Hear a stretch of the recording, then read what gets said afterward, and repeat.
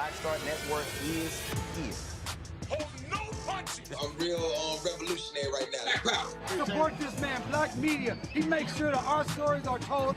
Thank you for being the voice of Black America, Roland. Stay black. I love y'all. All momentum we have now, we have to keep this going. The video looks phenomenal. See, there's a difference between Black Star Network and Black-owned media and something like CNN. You can't be Black-owned media and be scared. It's time to be smart. Bring your eyeballs home. You dig?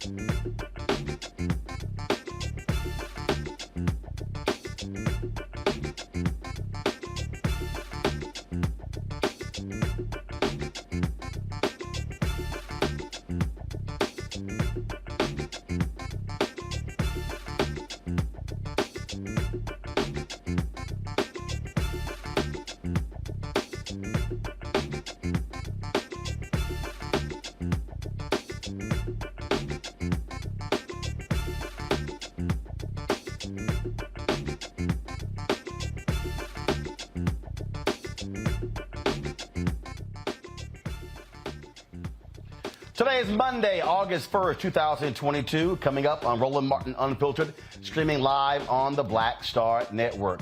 Massive rainfall and flooding have overtaken parts of the Midwest, leaving several people dead. We'll speak with the mayor of St. Louis, Deshaun Jones, about recovery efforts there.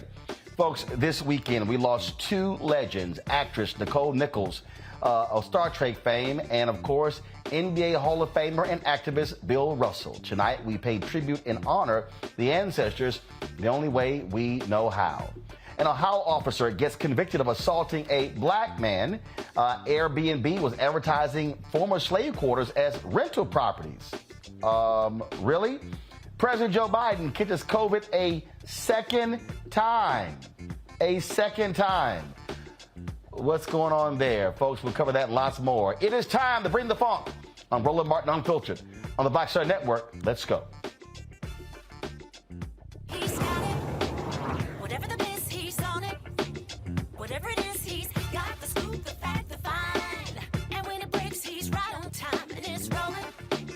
Best believe he's knowing.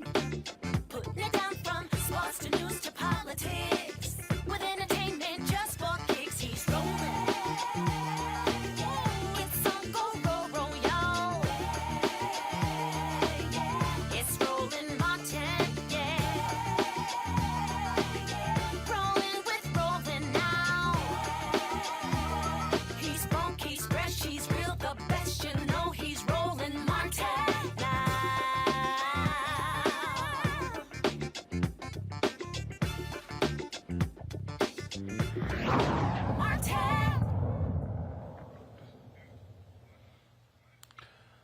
The mayor of St. Louis has issued a state of emergency following record rainfall and flooding in the Midwest. Last week, heavy rains brought rounds of flooding to the St. Louis region, prompting firefighters to help dozens of people escape the floodwaters. St. Louis officials say at least one person may have died from the extreme conditions as a result. Also, we have seen a record flooding in Kentucky, where more than 20 people have died. Tashara Jones is the mayor of St. Louis. She joins us now on Roland Martin Unfiltered. Mayor Jones, always glad to see you. Unfortunately, not in this case. It is always a tough task for a top elected official in the city to deal with natural disasters. And that's exactly what is happening there in St. Louis. Yes, thank you for having us, Roland, or having me here today to talk about what's going on in St. Louis, especially when we have experienced a 1 in 1,000 year flood event just last week.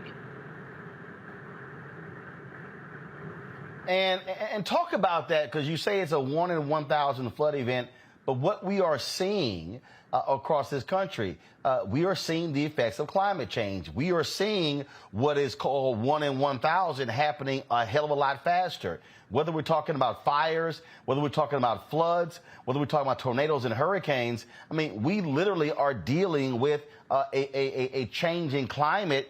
And unfortunately, there are folks, especially those in the Republican Party, who don't seem to want to do anything about it.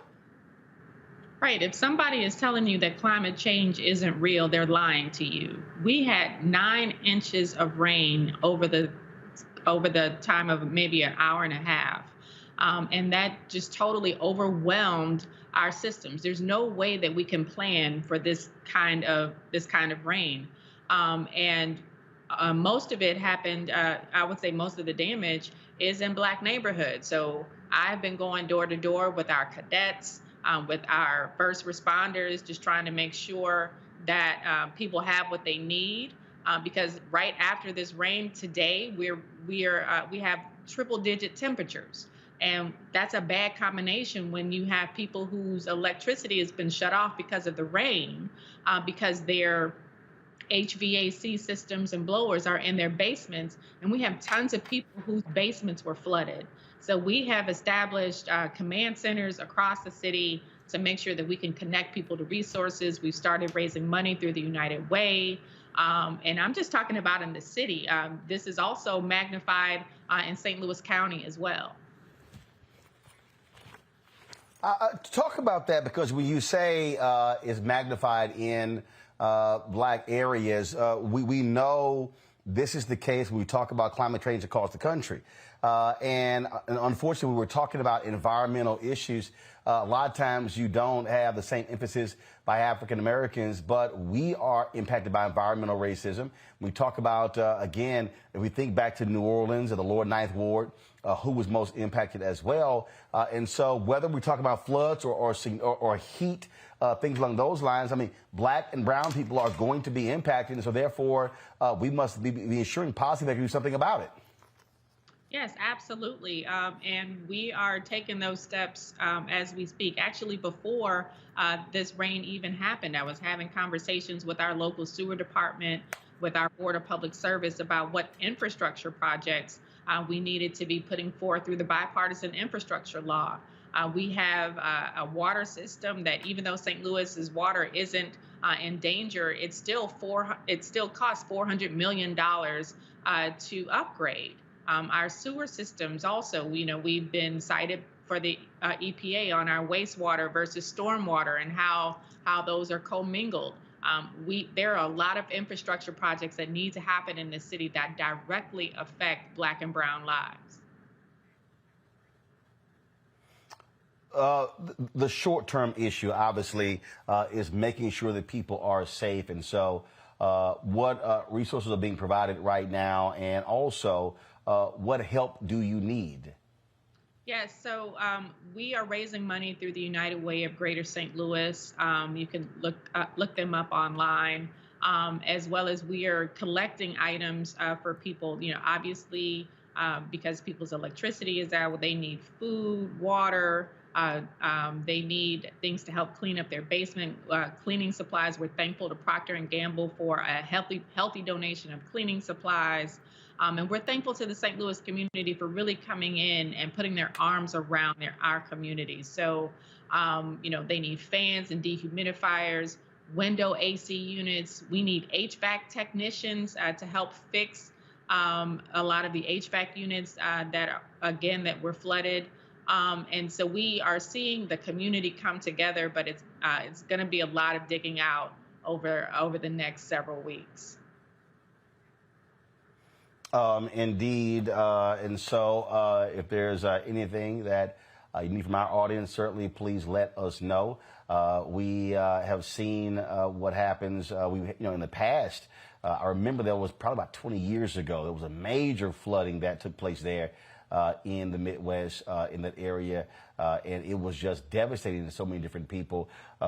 Thankfully, you have not seen the kind of catastrophe with flash floods that we've seen in Kentucky, where 25 people are dead, including 4 children, as a result. Yeah, my hearts go out to the people of Kentucky that experienced that flooding as well. Water is going to go where it's going to go, and you can't control it. And unfortunately, we've had several, over 1,000 people who've had their basements flooded or their houses affected, and we've had to move families out. I remember I spoke to a 100-year-old former police officer, just a beautiful woman. She refused to leave her house, but so her neighbors are coming to take care of her and try to make sure that she's okay. But her basement flooded, so but she refuses to leave. So we have a lot of elderly and seniors who were affected, who are going to need help restoring their homes and getting things back on track. All right, then, Mayor Tashara Jones, we certainly appreciate it. Thank you so very much. Give my best to the folks there in St. Louis. Thank you, Roland. All right. Folks, as I was saying, in Kentucky, some residents of Appalachia are returning to flood-ravaged homes as Kentucky's governor said search and rescue operations continue in the region swamped by torrential rains days earlier. At least 25 people, as I said, including 4 children, were killed after flash flooding swept through the state. Rescue crews are continuing the struggle to get into hard-hit areas, some of them among the poorest places in America. We're bringing my panel right now, Dr. Julian Malveaux, Dean of the College of Ethnic Studies, California State University, L.A., Dr. Amakongo Dibinga, Professorial Lecturer, School of International Service, American University in Washington, D.C., Renita Shannon, Georgia State Representative. Glad to have all 3 of you here. Folks, first and foremost, I want to start with you, Representative Shannon. Look, this is one of the most critical tasks of any elected official, really trying to help your residents when there's a natural disaster. Absolutely. But the thing here that elected officials really need to focus on is, of course, like you mentioned, helping folks now that this event has happened, but also the federal government and state governments have to act to become proactive about dealing with climate change. Because as many of us have said for a long time, we know that a lot of times these climate events affect decimate Black neighborhoods that don't have the ability to quickly rebuild. I grew up in Florida where, hurricane season was a common thing that we had to deal with every year. And so I know how devastating it can be to rebuild your community once your community has been demolished. This is just something that we've all got to take seriously. And we're going to need leadership from the federal level as well as the state level to really just get serious about climate change. Dr. Malveaux, you also are an economist. You heard Mayor Jones talk about this economic impact when you have these disasters. Look, poor folks, it's not as easy to pack up and go to high land, go to dry areas. It's a lot more harder for them. And this is one of the things that we often see, we often talk about when we're dealing with these natural disasters. Roland, anytime there is a negative effect, a negative event, it's going to affect Black people and poor people more. With Black people, we're concentrated in certain neighborhoods. As you say, we don't necessarily have the mobility. You think back to New Orleans. I mean, people didn't have the kinds of basements that could drain. And so many people lost their homes. I'm very frightened for St. Louis because St. Louis had been one of the more under-resourced cities in Missouri. And I'm not sure what kind of cooperation our mayor is going to have from state government and from federal government. But this is the short-run issue, really is the economic devastation from these floods. St. Louis hadn't seen anything like this since 1915. But Kentucky, these floods, but it's not just the floods, it's our willingness to ignore climate change. literally to ignore it, and we're paying the price. All this flooding, this is not natural. It's not normal. It's that we have ignored every piece of writing on the wall. We don't want to deal with this because when we deal with it, follow the money, you're going to have to upset somebody's apple cart. However, I will say this to my progressive friends, especially those white progressives who talk electric. Electric car costs about 20% more than a regular car.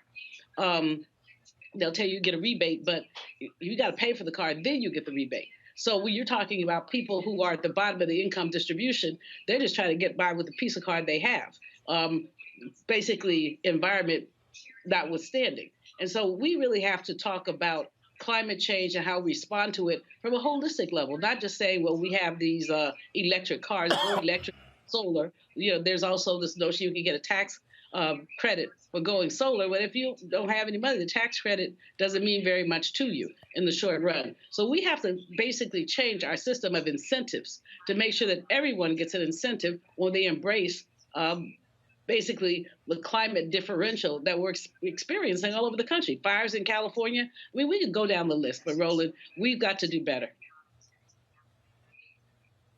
Congo, you'll have the critics say, well, we've always had natural disasters, but what we're dealing with now is the frequency of these disasters in different places all across the country.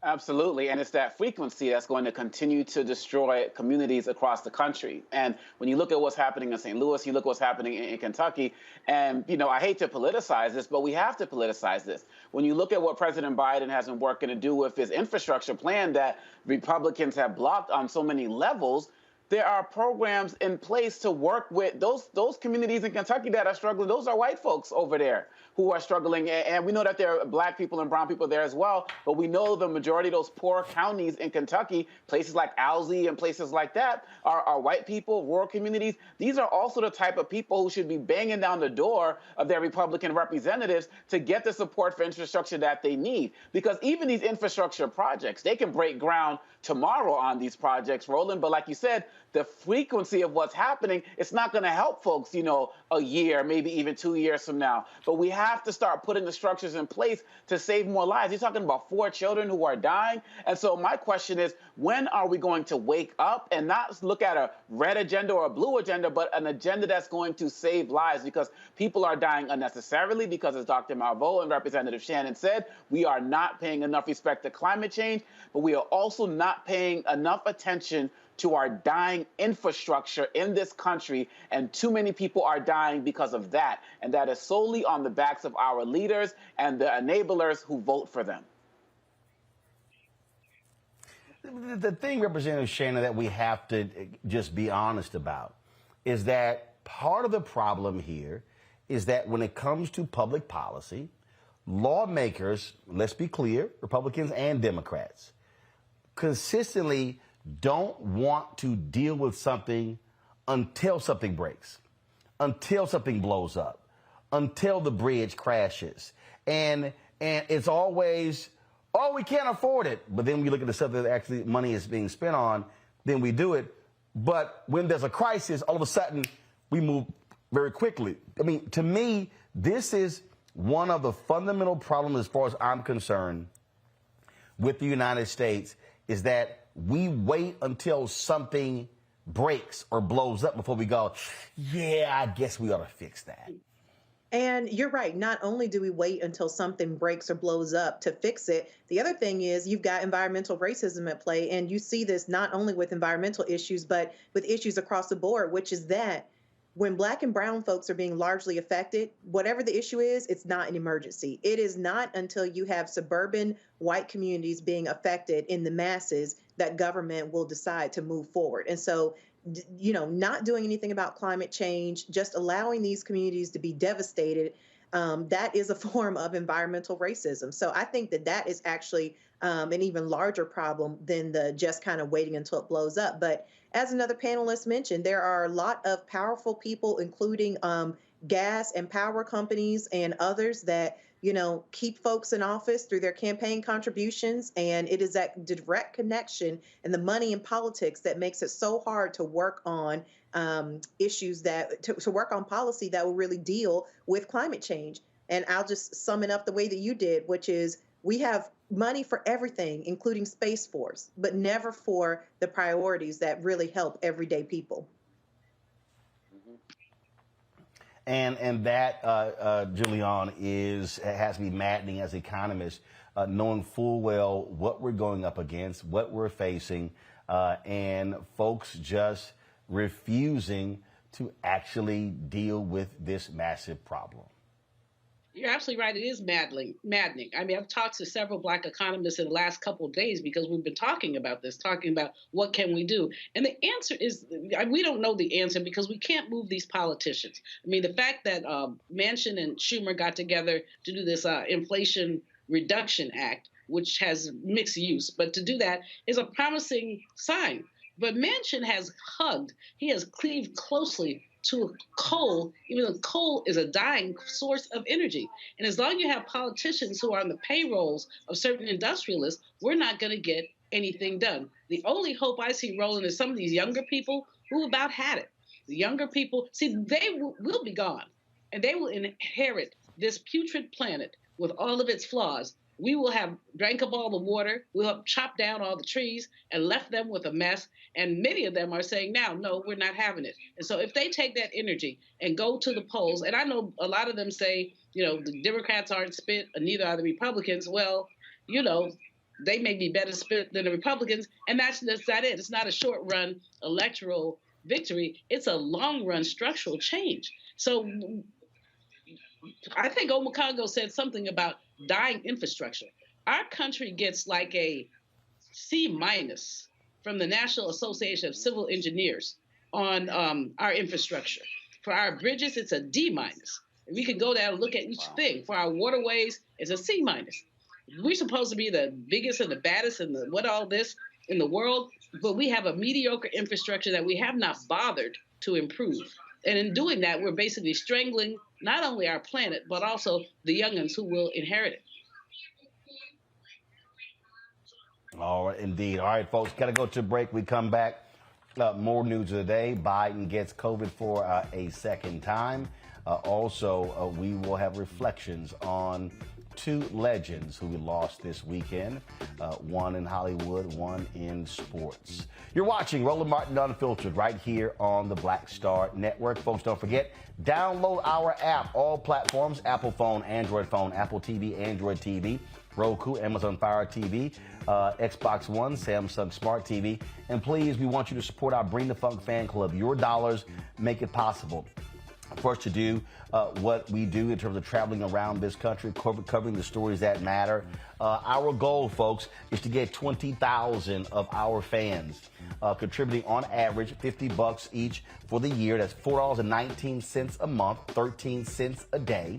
And again, you can give to us several different ways. If you want to send a check or a money order, do so to P.O. Box 57196, Washington, D.C. 20037-0196. The Cash App is $RM Unfiltered. PayPal is R Martin Unfiltered. Venmo is RM Unfiltered. Zelle is Roland at RolandSMartin.com. We'll be right back.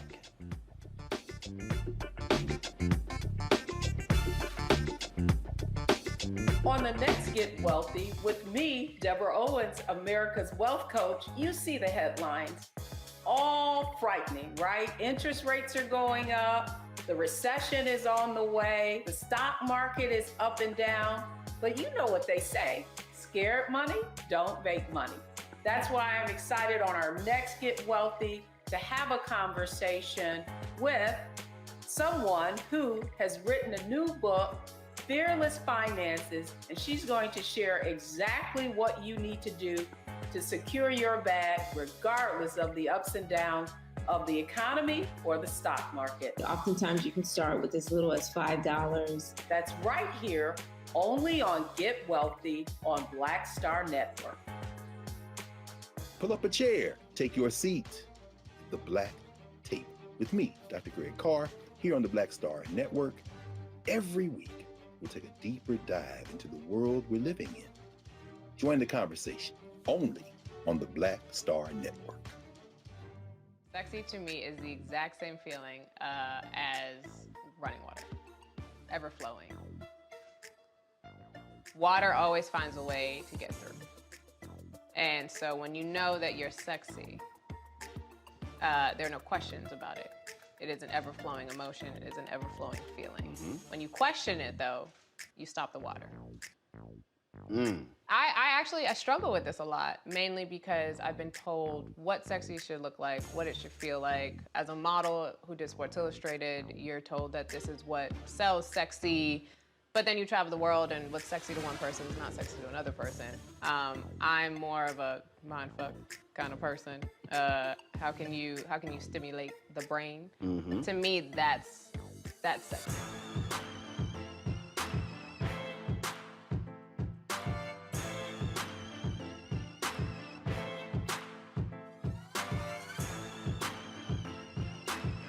Hi, everybody. This is Jonathan Nelson. Hi, this is Cheryl Lee Ralph, and you are watching Roland Martin, Unfiltered.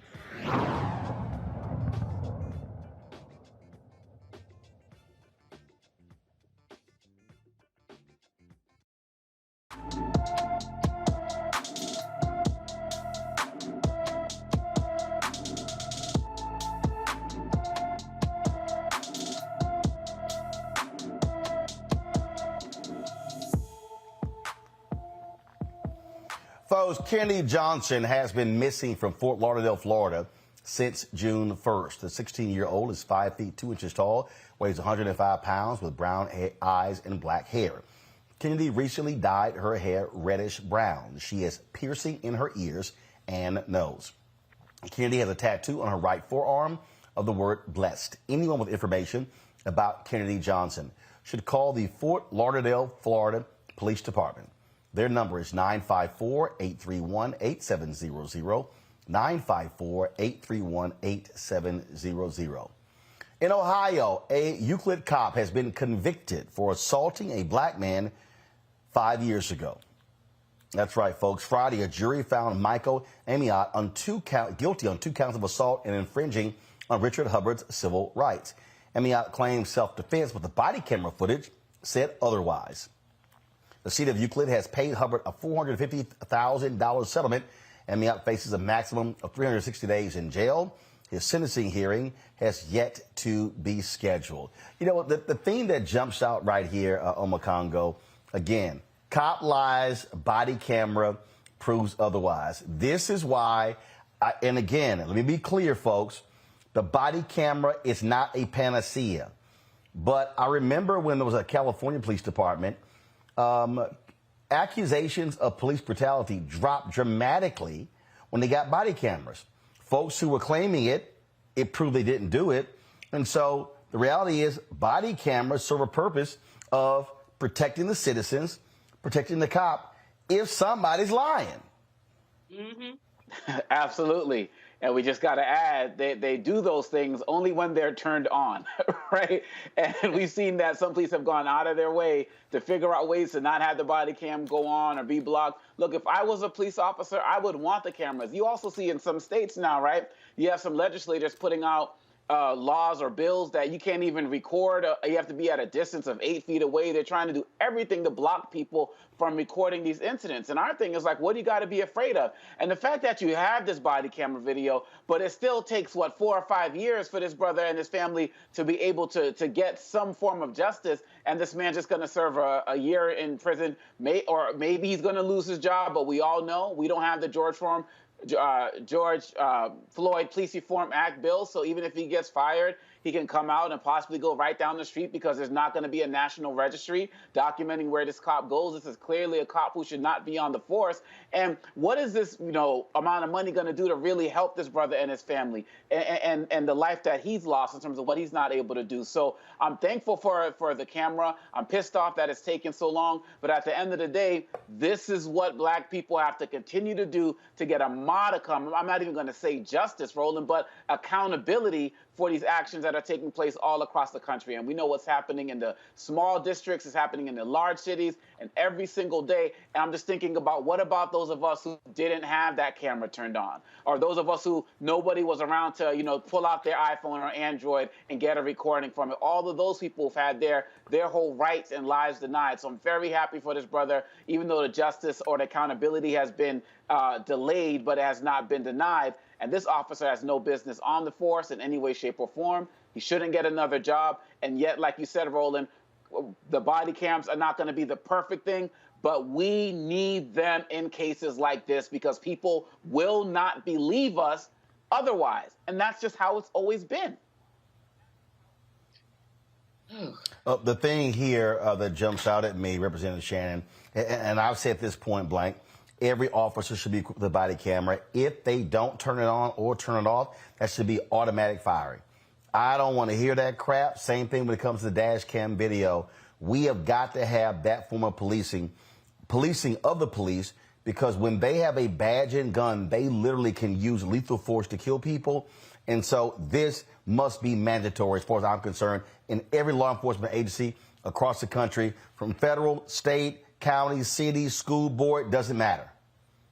And it should be state law, because a lot of states just leave this question open. So you still have states saying, oh, we can't afford to give every police officer a body camera. But again, we have money for Space Force and other nonsense. But we don't have money to take care of this issue. And then a lot of states don't put any type of laws around making sure that it's mandatory that officers have to actually keep their cameras on. This story, as another panelist said, I'm glad that there was a little bit of accountability that was done in this case. But for far too long, police officers have been given an unearned benefit of the doubt by society. And I have always said, I have always maintained that we have no clue what police officers are doing in this country. And finally, people are starting to wake up and question and realize that this is something that we need to be looking into. And we do need police accountability. Folks are getting upset about communities wanting to divest from police. This is the reason. Because when you see that police officers are coming into your neighborhood and they are causing more harm than help, then of course people don't want to spend their tax dollars on that. So, I mean, this is another, issue that folks have got to get serious about. Elected officials, that is. Oh, I absolutely agree. And Julian, again, I also find it interesting, Julian. Do you hear any of the fiscal conservatives saying anything about these cases?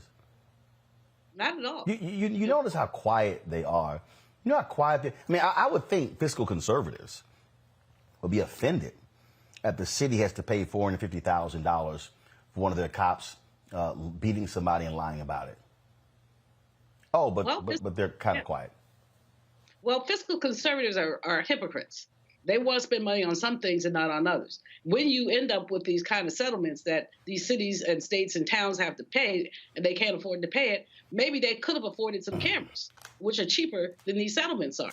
But, watching that video, Roland, you can't help but become angered, especially when the point that you made and Omakongo made about these rogue officers being able to walk down the street and get another job. The man who massacred young Tamir Rice is now working in a small town in Pennsylvania. What is wrong with those people? It boggles the mind that people who have that kind of predilection are going to do it again and again and get away with it. And what can we do? Well, the George Floyd Justice and Policing Act was one step in the right direction, didn't work. The wuss there was, what's his name? Tim Scott, who basically played games with Karen Bass and others and said he was going to meet them halfway. Well, he didn't meet them at all.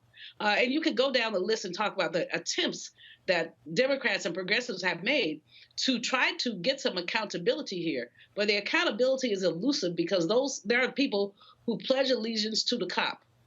Literally, they believe that police officers can do no wrong. And that's where we come in. That's where we have trouble.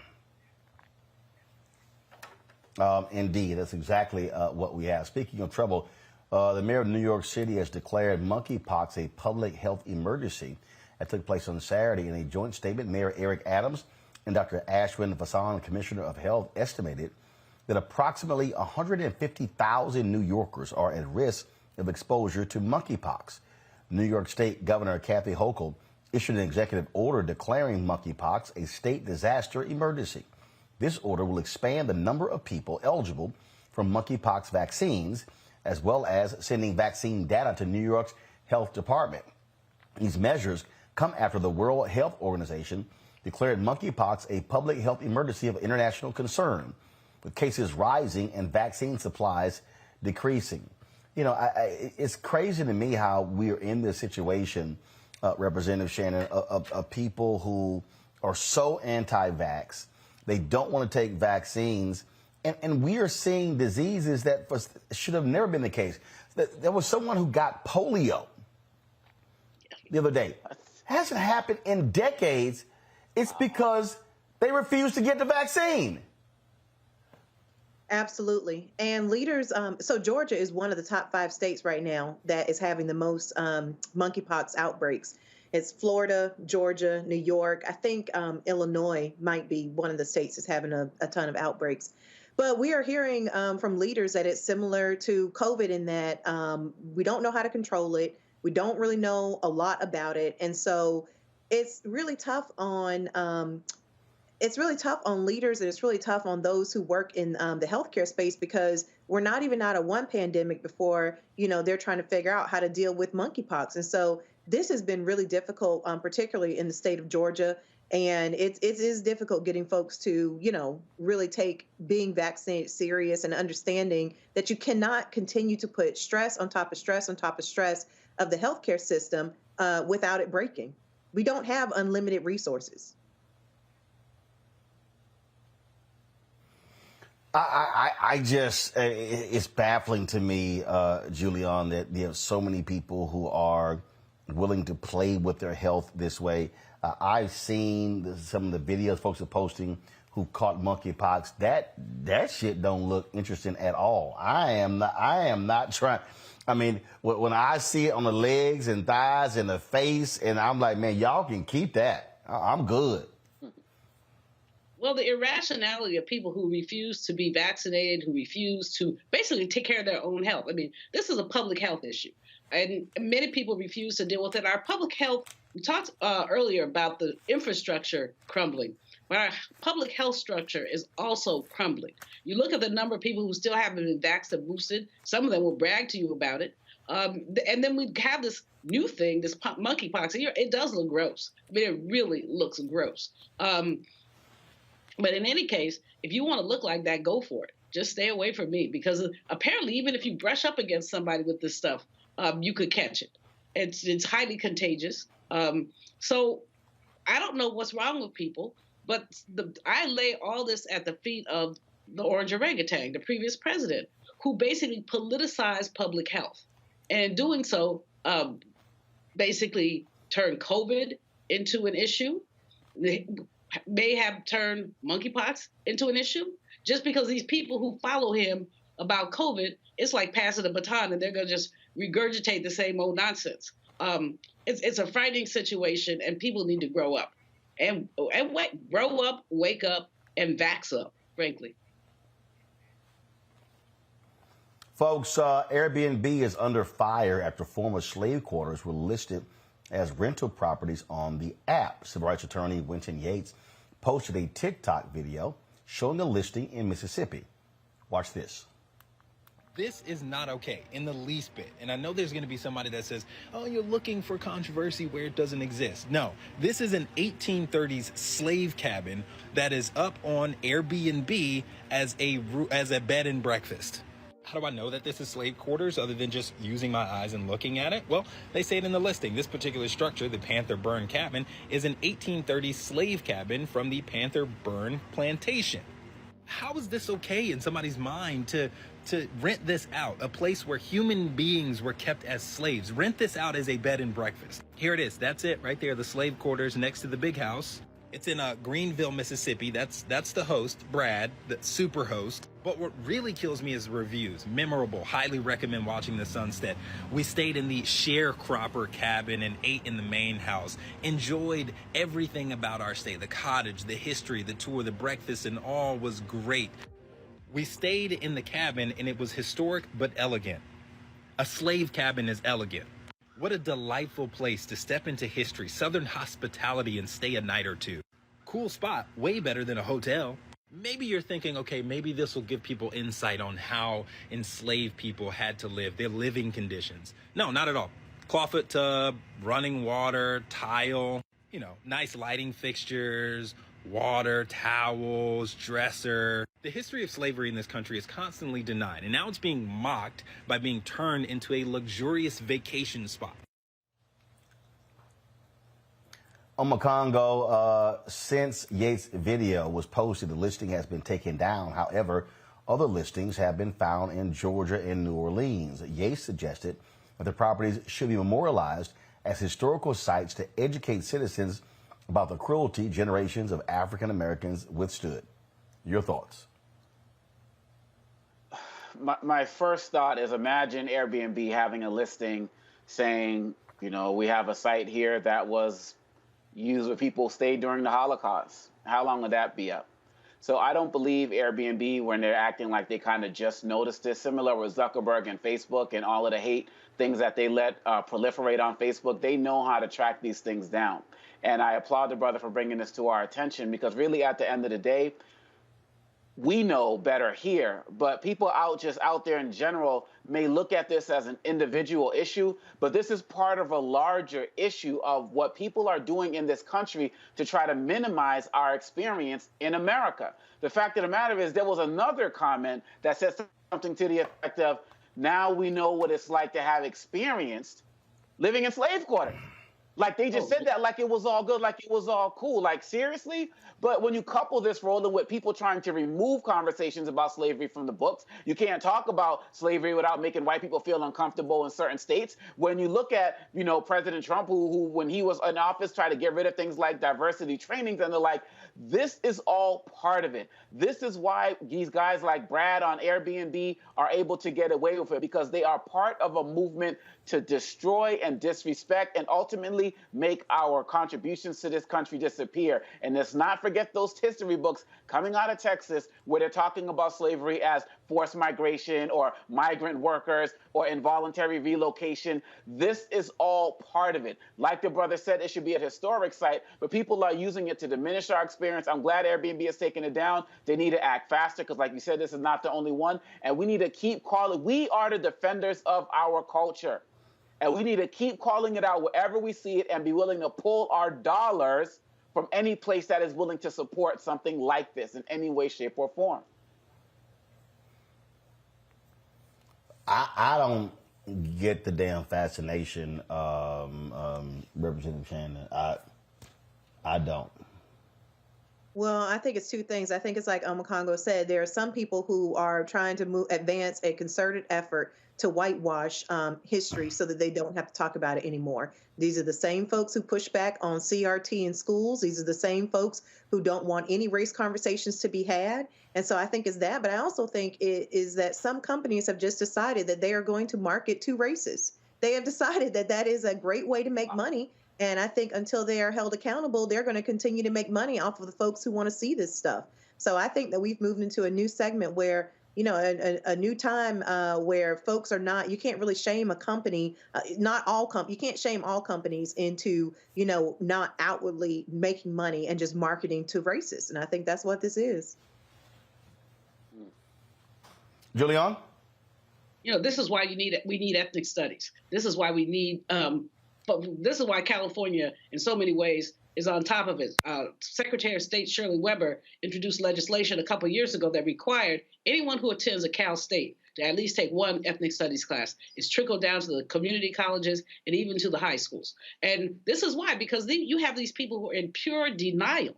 And this really is about cultural erasure so that it didn't happen. I mean, I remember years ago when somebody wrote a piece and a white boy responded saying, well, enslavement really wasn't that bad. Really wasn't that bad. You got fed, you got clothed. This was a comment out of somebody who seemed to have a little sense until they opened their mouth. Our country is in denial. And until we get real with what happened to Black people, we will never prosper. We truly will never prosper. We're relitigating the 60s and the 70s, and 50 years now, if we don't fix it, we'll be relitigating them again. And this guy at Airbnb, I just want his address. That's all. Just his address. You know, because this is absurd. And all those people are kind of lovely, elegant. Right. Let somebody put an iron collar around your neck and have you outside for 12 hours, and then you tell me what's elegant. These people have no cultural sensitivity, but they don't have to.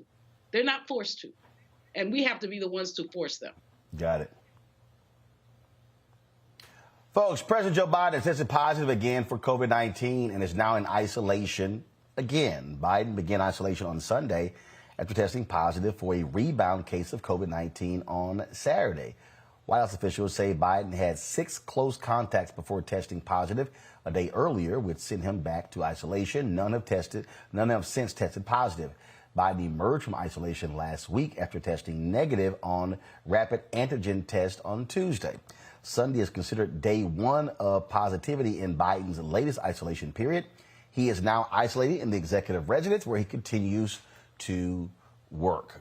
In NFL news, Cleveland Browns quarterback Deshaun Watson will be suspended for 6 games of the upcoming NFL season after being accused by 24 women of sexual assault and harassment. But there's no fine. The allegations began to surface in October and stem from a series of massage sessions that were booked outside of the medical and training protocol of his former team, the Houston Texans. He was traded to the Browns in March after 2 Texas grand juries declined to indict him.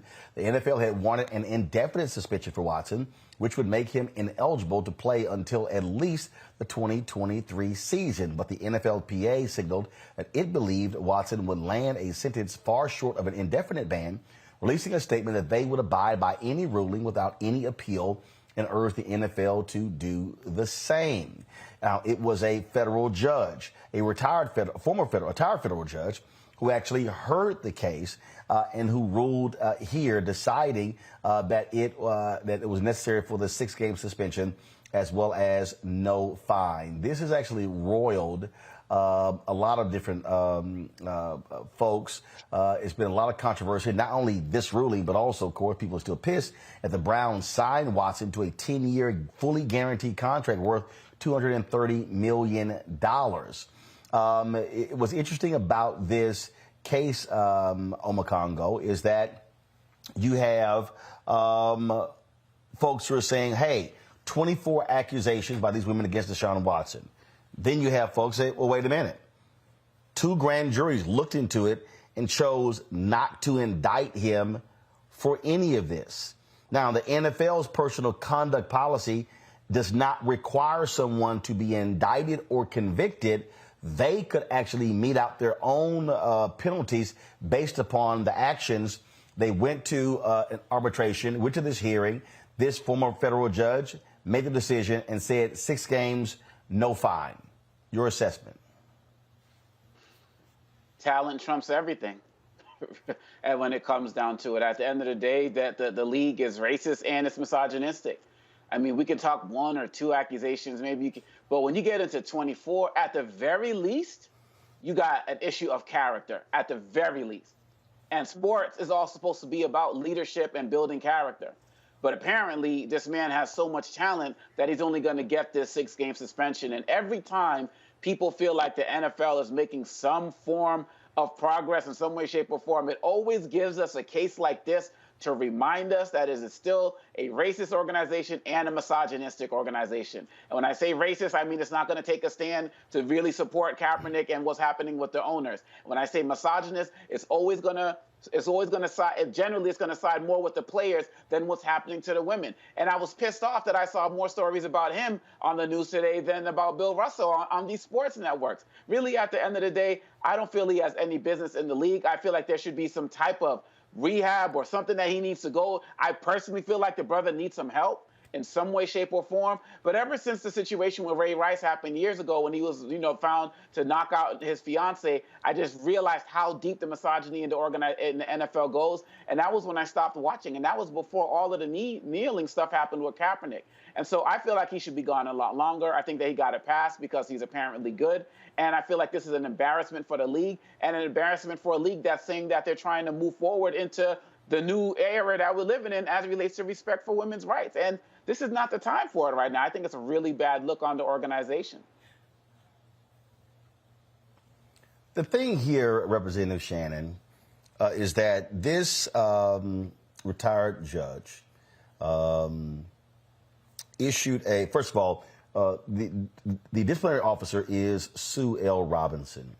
And she issued a comprehensive 15-page report where she laid out exactly why she came to this conclusion of 6 games and no fine. And she made a point that she also took into account the previous cases, the previous 32 suspensions by the NFL under their personal conduct policy since 2015. Yeah, but the thing is that for her to say that she took into account how the NFL has acted in previous cases doesn't really mean much, because we all know the NFL has a reputation for not holding folks accountable no matter what the issue is, and they have a long history of covering up domestic abuse. We've seen documentaries. We have seen testimonies from folks talking about what happens when you are the spouse of an NFL player and you say that this person has battered you, and the number of people that show up to make sure that your story is never told publicly and that it doesn't leave, sort of the private conversations. So the NFL, I'm not surprised about the 6 suspensions, because I don't expect anything from the NFL, because they have shown over and over again what their ethics are, in that they have regularly covered up domestic abuse. When the stuff started happening with the concussions, they downplayed the effect that concussions were having on football players. They're always in this mode of operating where they are always trying to cover up scandals. And so I don't expect much from the NFL. I was not surprised about this. And I think that it's very interesting, because the NFL can't have it both ways. If you suspended him for 6 games, that clearly means that you do think that he has done something wrong and that there is a problem, even though he was not indicted, or else you wouldn't have suspended him at all. So again, it's the NFL just trying to do window dressing on a long-standing problem. But at the end of the day, we know that if a player has if a player has a certain amount of talent, they are not going to do anything about any type of allegations. But Julian, in her ruling, she did lay out where he violated the personal conduct policy, and this is what she opened this by saying the collective bargaining agreement between the National Football League and the National Football League Players Association authorizes the commissioner of the NFL to discipline players for conduct detrimental to the integrity of or public confidence in the game of professional football. Pursuant to this authority, the NFL has issued a personal conduct policy, which is meant to define, address, and sanction conduct found to be detrimental to the league and professional football. And so she goes through here, and she said it separates what is violent and non-violent, and she goes and lays out all of these different examples. Your assessment of this ruling? Well, clearly this man has a pattern. He attacks his masseuses, and they've all made 24 of them have made allegations. How many have not? As I was reading, Roland, several of these women have settled. It's 4:00. And because they've settled, they probably have some silence or confidentiality or whatever. So how many of them are being silent? Obakongo is right. Talent tends to trump, but trump everything, including conduct. If the league says, if the agreement says that he can be disciplined, 6 games is a slap on the wrist. He's got a $230 million guaranteed 10-year contract. Give me a break. He should not be playing football. He should not even be playing golf ball. He basically is dangerous, and we know he's dangerous. And watch, he's going to do it again, because these folks don't stop. It's frightening. And what does this say to our young men? And to our young women. For our young women, they're being told they're not valued. They're simply not valued. They can be attacked, they can be assaulted, and it doesn't matter. But for our young men are being told, he got a slap on the wrist. Dude, you can do that too. Now, no one's come out and said that, but, these athletes have a vaulted valued position in our society, and they are role models, whether they want to be or not. So the NFL Roger Goodell needs to be ashamed of himself. And I'm really disturbed by the judge, who was a woman judge, who, basically shilly-shallied around the truth. Yes, he did it, but he shouldn't get that bad of a punishment. He should have been fined. They should have fined him his salary for the whole darn season. Really. I mean, it's ridiculous. Folks, hold tight 1 second. When we come back, we will pay tribute to two icons we lost yesterday. Nichelle Nichols, of course, who starred in Star Trek, and Bill Russell, the Hall of Famer, player, and coach. Both of them passed away yesterday. And so we'll pay tribute to them next, right here on Roland Martin Unfiltered on the Black Star Network. Hi, I'm Dr. Jackie Hood Martin, and I have a question for you. Ever feel as if your life is teetering and the weight and pressure of the world is consistently on your shoulders? Well, let me tell you, living a balanced life isn't easy. Join me each Tuesday on Black Star Network for A Balanced Life with Dr. Jackie. We'll laugh together, cry together, pull ourselves together, and cheer each other on. So join me for new shows each Tuesday on Black Star Network, A Balanced Life with Dr. Jackie.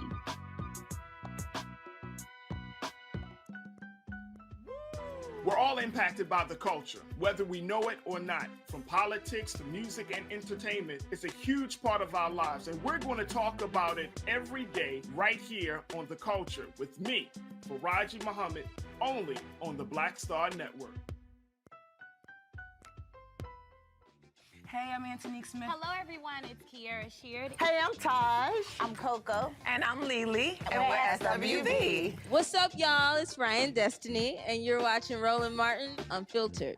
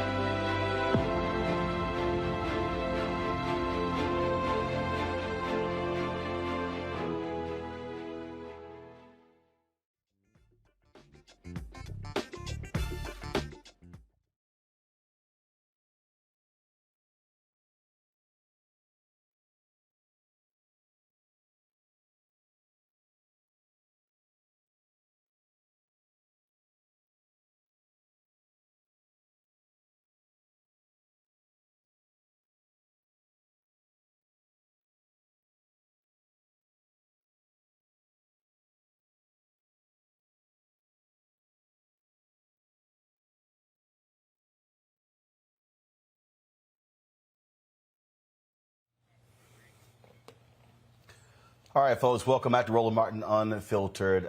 It was sad news we got yesterday when the family of Bill Russell released a statement stating that the greatest of all time in the NBA passed away at his home at the age of 88 years old. Tributes begin to pour in from all across the globe, especially in the NBA, elsewhere. Bill Russell, what can you say about him? 11-time NBA champion. He was the first black head coach while still playing in the NBA. He was a player coach. It was just, when you look at his career, when you look at what he accomplished, he was a winner. He was an absolute winner. In fact, in the family's statement, they said, "It is with a very heavy heart we would like to pass along to all of Bill's friends, fans, and followers. Bill Russell, the most prolific winner in American sports history, passed away peacefully today at the age of 88 with his wife, Janine, by his side. Arrangements for his memorial service will be announced soon." Bill's 2 state championships in high school offered a glimmer of the incomparable run of pure team accomplishment to come. Twice an NCAA champion, captain of a gold medal winning U.S. Olympic team, 11 times an NBA champion, and at the helm for 2 NBA championships as the first black head coach of any North American professional sports team. Along the way, Bill earned a string of individual awards that stands unprecedented as it went unmentioned by him. In 2009, the award for the NBA Finals Most Valuable Player was renamed after two-time Hall of Famer as the Bill Russell NBA Finals Most Valuable Player Award. But for all the winning, Bill's understanding of the struggle is what illuminated his life.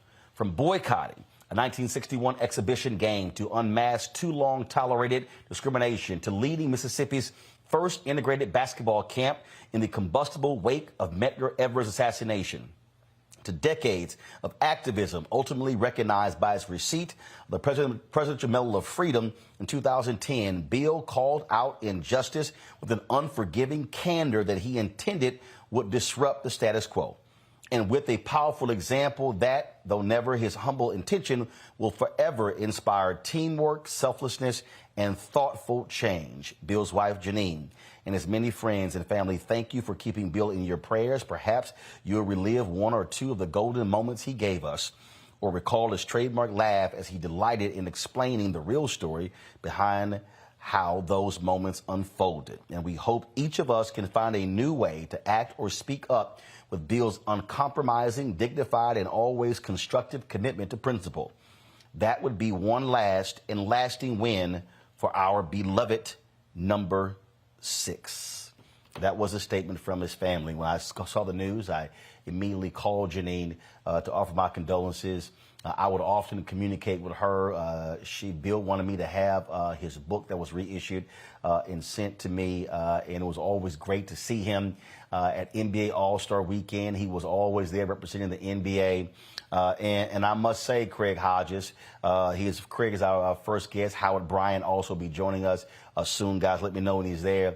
Craig, it was interesting. I met Bill several years ago at the NBA All-Star Game, and I walked up to him and I said, man, I've been wanting to meet you. He said, no. I know who you are. I've been wanting to meet you. And we had a great laugh. He watched the news. He understood politics and culture, and he was clear. No, I know who you are, and we had just a great conversation, and it was always amazing to see him. And this is a man. He was beyond a basketball player. Absolutely, and for me, once again, condolences to his family and all. But for me, it was one of those heroes, one of those guys that I saw from afar growing up, and then when I got a chance to actually be in the league, he was there. He was always there at All-Star Weekend, and when I won 3-point championships, he always congratulated me. And for me, he was the steadfast gentleman as well as a scholar, man. And when you look at the things that he was able to do from an athletic end, it's just awesome. And for me to have had a chance to meet him and like yourself, to just breathe in that history. And he was, look, you were known for your activism, and it cost you. This is a man who didn't just shut up and dribble. This is a man who played basketball in Boston, who had to deal with the virulent racists in that city. His daughter posted an item on Facebook talking about how their home was broken into and how they defecated in his bed, destroyed his trophies.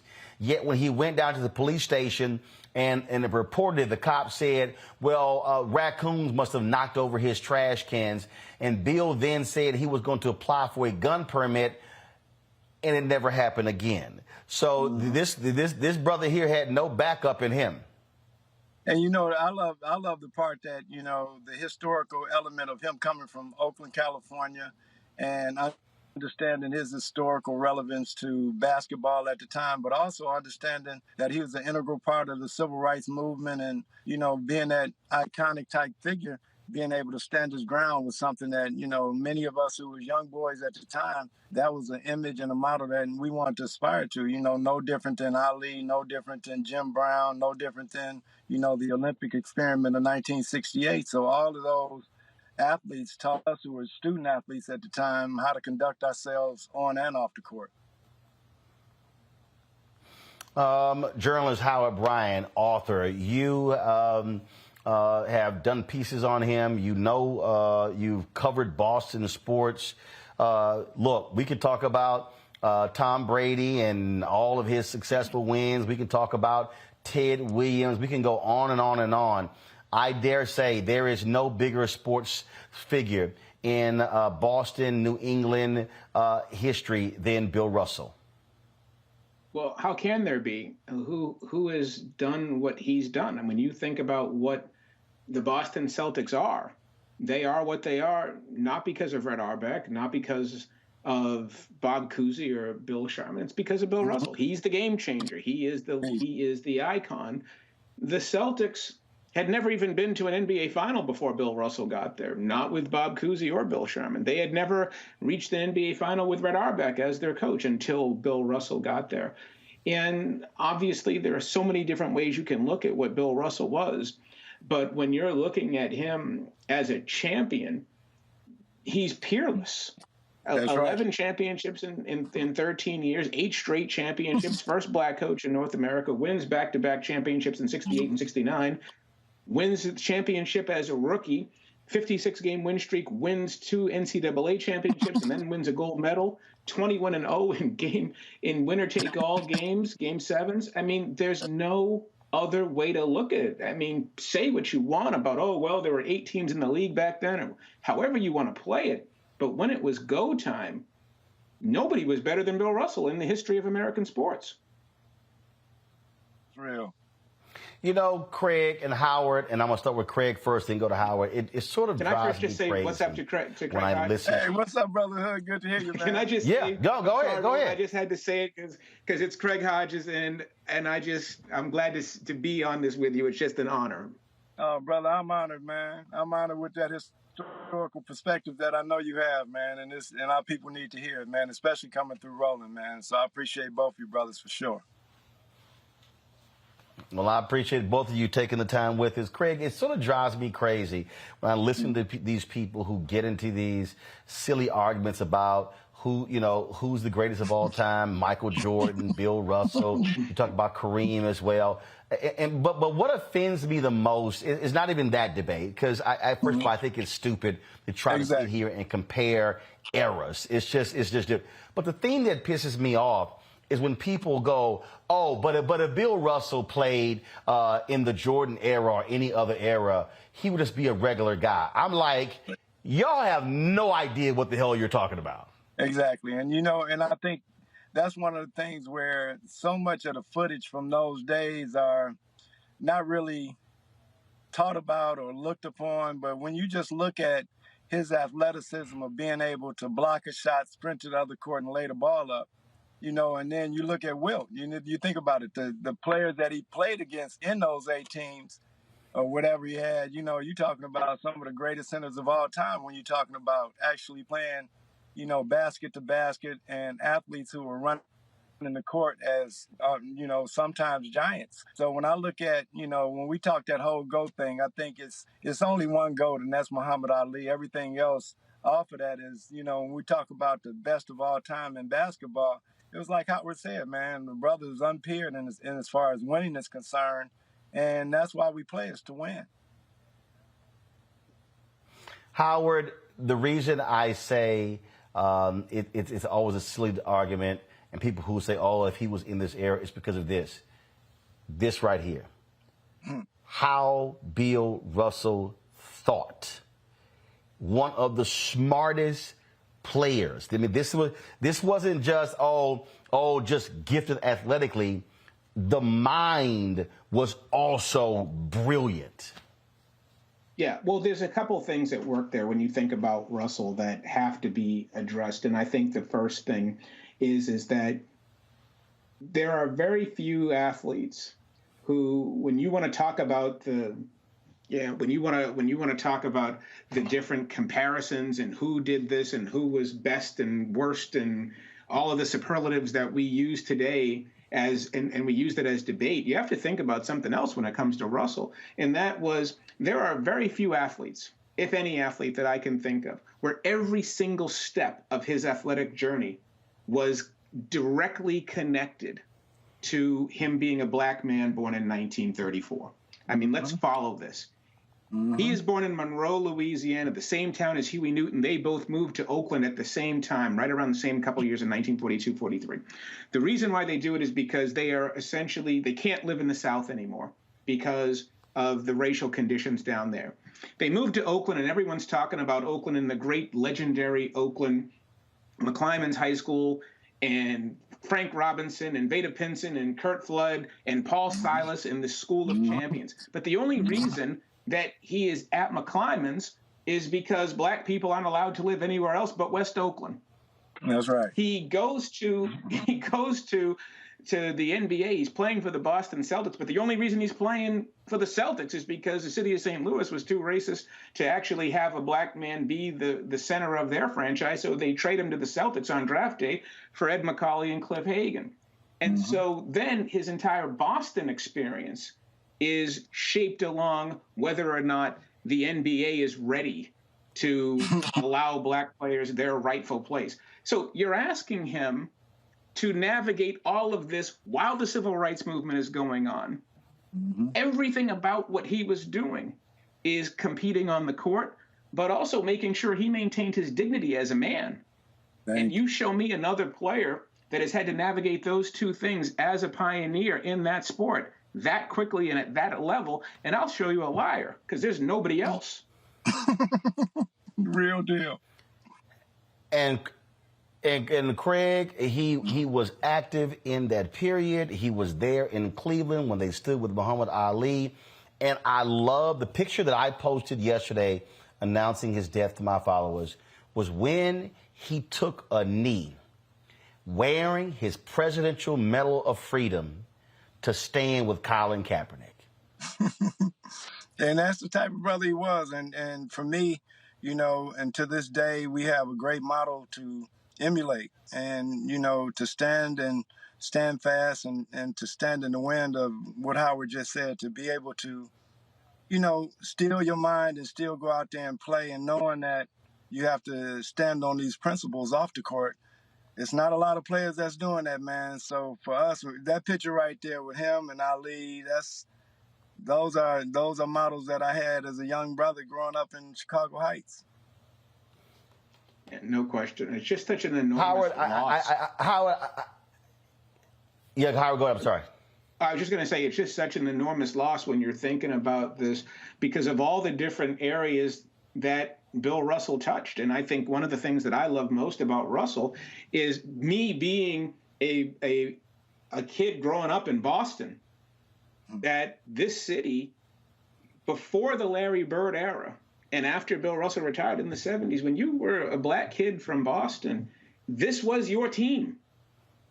Not Southie's team, not Eastie's team, not, you know, the other half of Dorchester's team. This was a black team. My mother used to tell me stories about how she used to go to the Garden back when I was in her belly. So it's so funny when you think about Boston. Think about the other piece of Boston.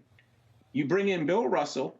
You do not have a championship in this city without Bill Russell. Bob Cousy had to navigate the fact that, what do? I'm the great Bob Cousy. I am the anchor of this Celtic basketball team, but that guy's better than me. And I have to concede that this is his team now. And Bob Cousy didn't really want to do that. You have Red Auerbach, who's the first guy to put 5 black players on the court at the same time. He hires Bill Russell. Bill Russell's the first black head coach in North American sports. That's right. So there is a history there. And when you're growing up in Boston, Russell is the specter of all of this. And for us growing up now, I'm an 80s kid, and now it's the Bird era, and now the Celtics are the white team, and everybody's looking at you going, how are you going to root for the Celtics? And I'm like, because we come from Bill Russell. That's right. That's right. That's why. We come from JoJo White. We come from DC and Sam Jones. We come from Tiny Archibald. That's our team. That's right. And, you know, when I was in high school and stuff, Craig, you know this, and brother rooting for the Celtics, and they're like, no, you're a Sixers fan. No, you're a Bulls fan. Right. No, you're a Lakers fan. You're a Pistons fan. Exactly. But we come from Bill Russell, and that never goes away. I hear you. And it shouldn't. And it shouldn't. It is a remarkable history. And Craig, I think you said it best. Those of us who got to experience this life with Bill Russell, we certainly are blessed. Whether it was a photo, whether it was his always recognizable laugh and his joy of life, or whether it was his commitment to the cause. I mean, this was a brother That's This right. was a black man who made it clear that he wasn't just a basketball player, that he was a man. He was a black man and was willing to stand up and fight. And so I appreciate, Craig, you sharing your thoughts with us about Bill Russell and Howard Bryant. Always appreciate you being there for us. One other thing, Roland, before you go, I want to make sure that I say condolences to Sister Nichols' family here in Chicago, Illinois. She's from the South Side, man. So we lost some icons yesterday, man. So I just want to thank God for blessing us to have them as models for us. Indeed, Nichols was 89 years old. Bill Russell was 88. Gentlemen, we appreciate it. Thanks a lot. Peace. Thank you, Ron. We'll see you. Good seeing you last week. Yes, sir. Indeed. I'm going to bring now in my homegirl, Kira Champion. She joins us now. Dr. Greg Carr also joins us. Joining us with us is Julian Malvo and Omakongo Dibinga. Carrie, just your thoughts about. Let me know, folks, when we have Carrie on. Dr. Carr, just share with us again for people who really. First of all, a lot of folks today don't understand history. They see Bill Russell's name. They may have seen him sitting courtside at games. They just see this old black guy, and it's like, oh, he played back in the day. They may have seen the ad with him with his 11 rings on, got not enough fingers to actually have all the rings. But we were just there in last week in New York for the Jackie Robinson Museum. I mean, this was a man, a player who came out of an era where they had to compete at the highest level and still had to win. And this was not a go along to get along brother. He defied racism and was unwilling to bend. Absolutely, Roland, and you've done it again, brother. Already off with a bang. These incredible tributes. You're adding another one now tonight. Good to hear our brother Craig Hodges, who paid the professional price for his stance, and our brother Howard Bryant, who really put Bill Russell in context. When you look at a William Felton Russell, and I'm glad that the family sent you a republication. And, I had to pull my copy of Second Wind down. This is his autobiography. And I recommend it. In terms of a sports figure, it doesn't get any better than Second Wind because it's really not about basketball. As we know, and Brother Craig said, he represented Oakland, but the brother came out of Monroe, Louisiana.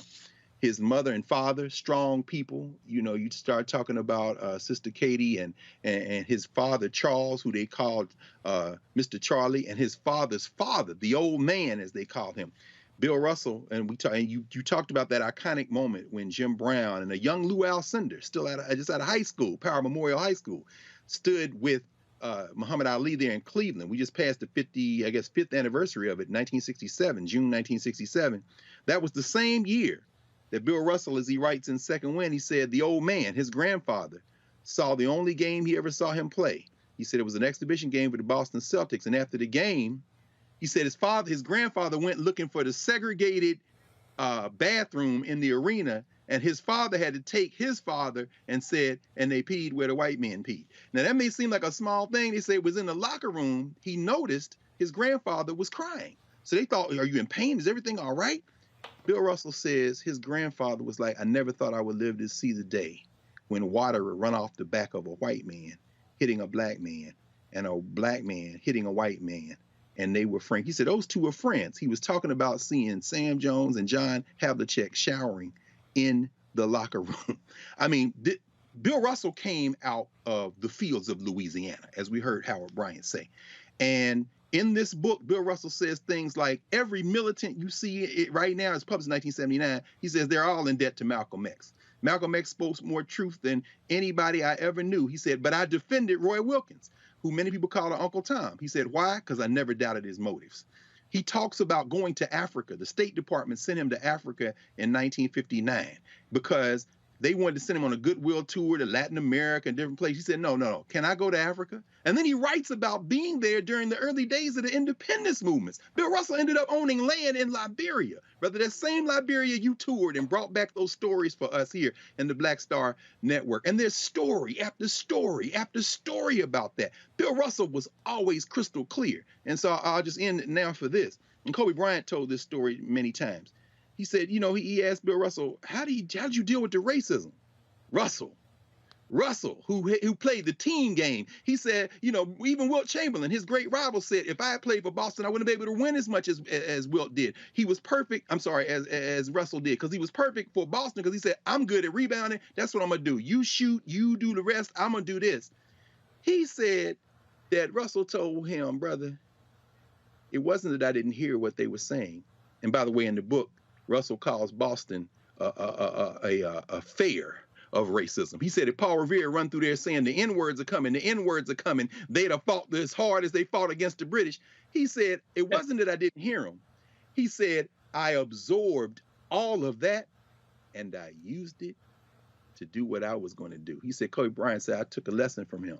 Every time y'all thought he was ignoring those invectives, he was absorbing all of it and he turned it into a weapon. Bill Russell, there's never going to be another one like him, brother. Greg, hold tight 1 second. Kira Champion, are you there? Hi, I am. How are you? Doing great. Greg was talking about the. Yep, I can hear you just fine, Kira. I can hear you just fine. Greg was talking about that Russell book from 1966, Go Up for Glory.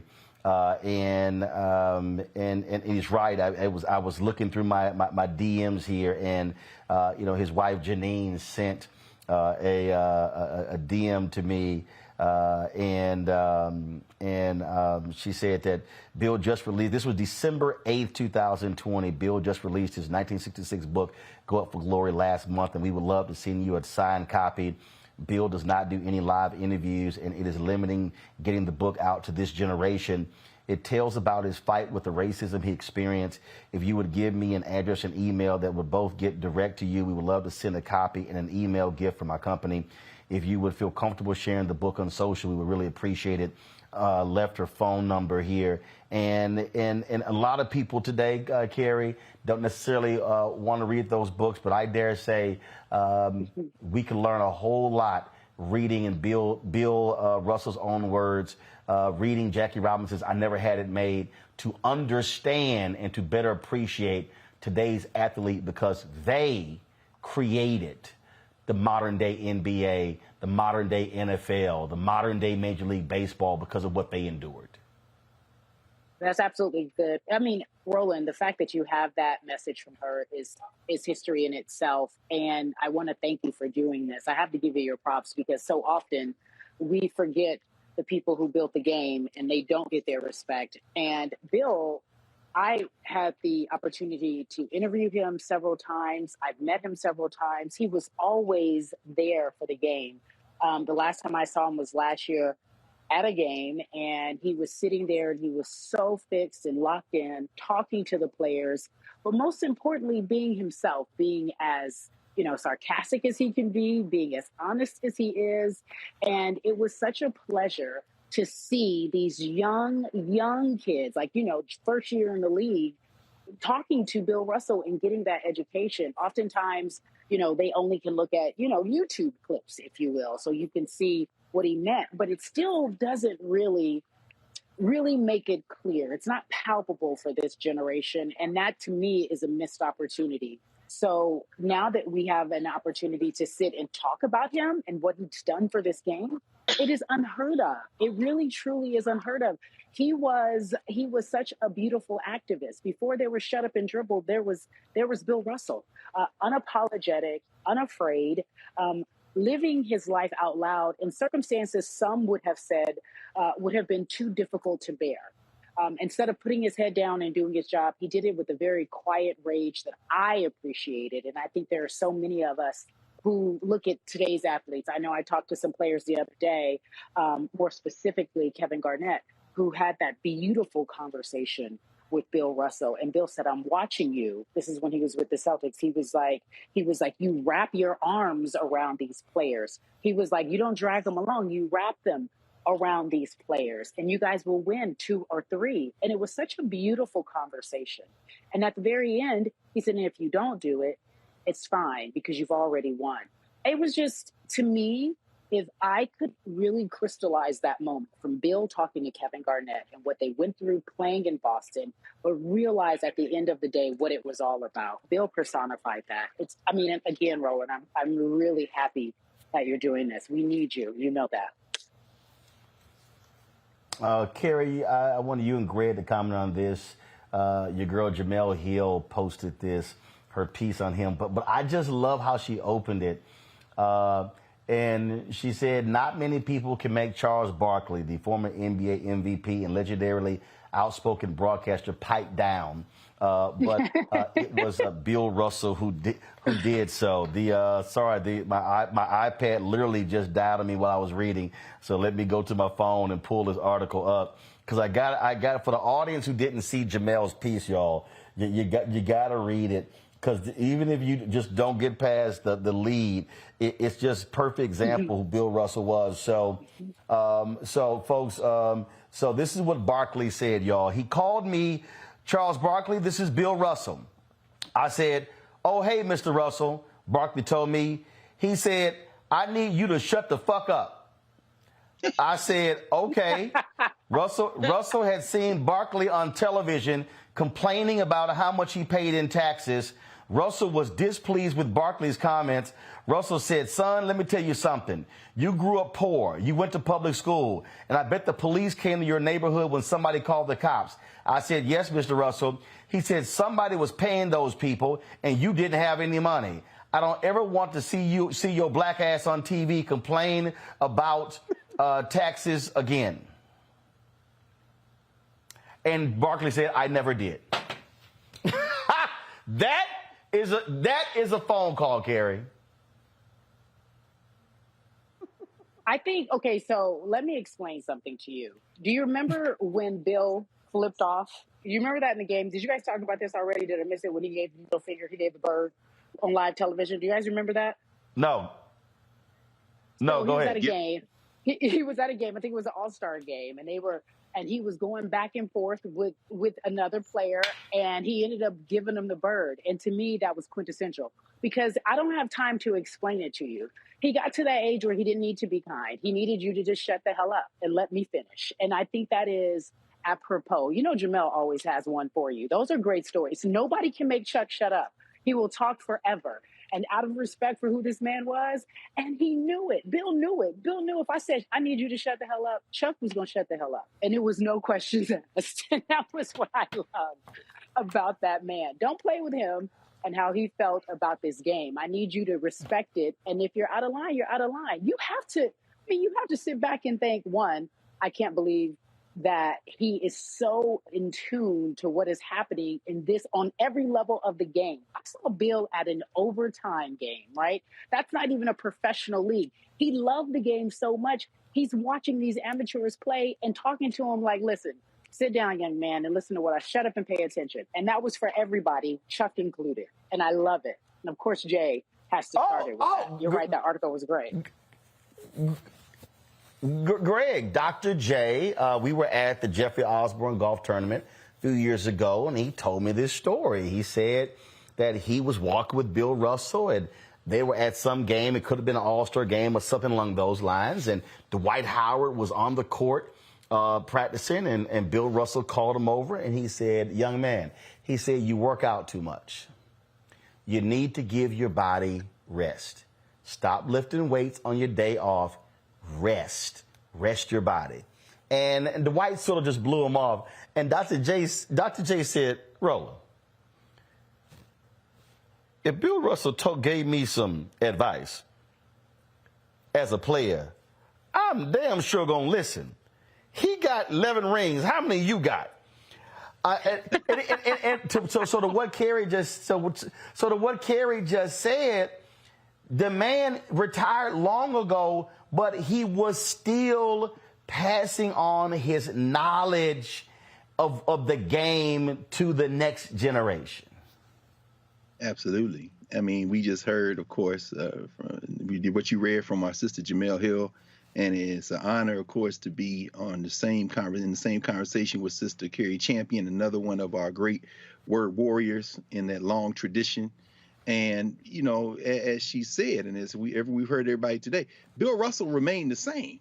I mean, yes, of course, there are all the championships. There's also the fact that he declined to go down the street in Massachusetts to be inducted into the National Basketball Association Hall of Fame. He said, I have no respect for the Hall of Fame. He calls out racists like Adolph Rupp and them. He said, basically, that's a place that's political. They made up for their own rules. You ignore Bill Russell at your peril. Now, Bill Russell, who was notorious, at least among those who thought that he owed them something for not signing autographs, he tells a story. He said, I was in the airport at Cleveland one time reading a newspaper, and this little guy came up to me and said, Will, I didn't look up.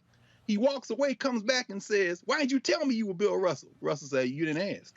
Then he says, you signed my autograph. He said, I don't sign autographs. He said, we made you. And Bill Russell said, and I'm going to quote this directly because he said, this made me smile. He said, pardon me, sir. This is what Russell's told the man. I said with a smile, but it seems that the next logical step here is for you to kick my ass. He said, the man stepped back and said, what do you mean? Bill Russell said, well, I was just standing here, not saying anything, not bothering a single soul. Then you come along and start a conversation I don't enjoy. So it seems to me that the next step is for you to kick my ass, because if you're not going to, you may as well leave me alone. He said the man left him alone. I'm saying when you step to a guy who is bursting with muscle like Dwight Howard, who is not in the Hall of Fame the way Bill Russell got in the Hall of Fame and didn't even go to the induction, and you give him some advice as to stop working out so much and he blows you off, please understand that Bill Russell, if he was the age of Dwight Howard right there, would have kicked Dwight Howard's ass all over the court, because not only, as our brother Michael Harriot reminded us, another journalist wrote about this yesterday, Bill Russell jumped a high jump of 7 feet. Do you understand? He wasn't working out all the time. In fact, he already had an injury. He was playing basketball. He doing track to stay in shape. And then when they said, well, you want to continue? He said, no, I'm good. I don't want to strain my basketball injury. Dwight Howard got all them muscles, but he averaged 22.5 rebounds for a career. Like Bill Russell, you got to listen to this man. So anyway. I'm just saying, Carrie, your final thoughts. Listen, I'm going to make this real succinct. He was ready for all the smoke. He never not was ready for the smoke. He wanted it all, and he did that until the day he was gone. And I appreciate that. He was always the same. Some of these players today could learn a lesson about being as authentic as you can possibly be, but keep the main thing the main thing. And he did that. And it is such a blessing for us to have witnessed that in our lifetime, or at least to be able to talk about it and still have an opportunity to talk to this man, because he was truly Black history, in the living Black history, not in the making, but living Black history, and willing to give it to us. And I am so grateful that we all have this opportunity to celebrate what a large king he was. Indeed, indeed. Carrie Champion, always great to talk to you. Be well. You too, my friend. Thank you for having me. All right, not a problem, folks. We're going to be getting Jamel Hill on the phone right now. Let me go to Julian, Malvo, Omokongo, Dabinga, give y'all an opportunity to share your thoughts and reflections. And folks, we are going to also pay tribute to Nichelle Nichols. We reached out to a number of actresses in Hollywood and others, did not hear back from people. So we are going to be reading some tweets and things along those lines. So do understand we're not leaving out Nichelle Nichols at all. So Julian, Omokongo, and even Greg, if you want to also share your thoughts about Nichelle Nichols as we talk about Bill Russell, please do so. Julian, you're first. Well, there's not a lot to add after what I've heard from Jamel's article that I pulled up while you were talking, or Brother Carr. The fact is that the man was just admirable. And Roland, what I'm reflecting on, in the previous segment, we were talking about an athlete who was dishonorable. And it's just quite a contrast to have a man who was just honorable and activist. You couldn't say anything negative about him. I mean, he fried folks up. He was crisp. I met him one time, just said hi. He was very gracious. I didn't ask him for an autograph, though.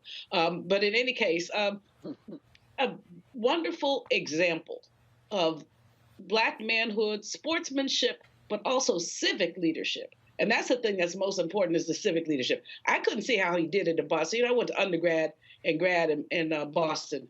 And I wouldn't go to the Garden because the white people would throw soda on you and do all kinds of stuff. So if they would do that to people sitting in the stands, you have to wonder, what did they do to people who were up on the court? But you had to have that same kind of Jackie Robinson courage to simply say, I'm not going to let this bother me. I'm going to do what I have to do. And that's what he did.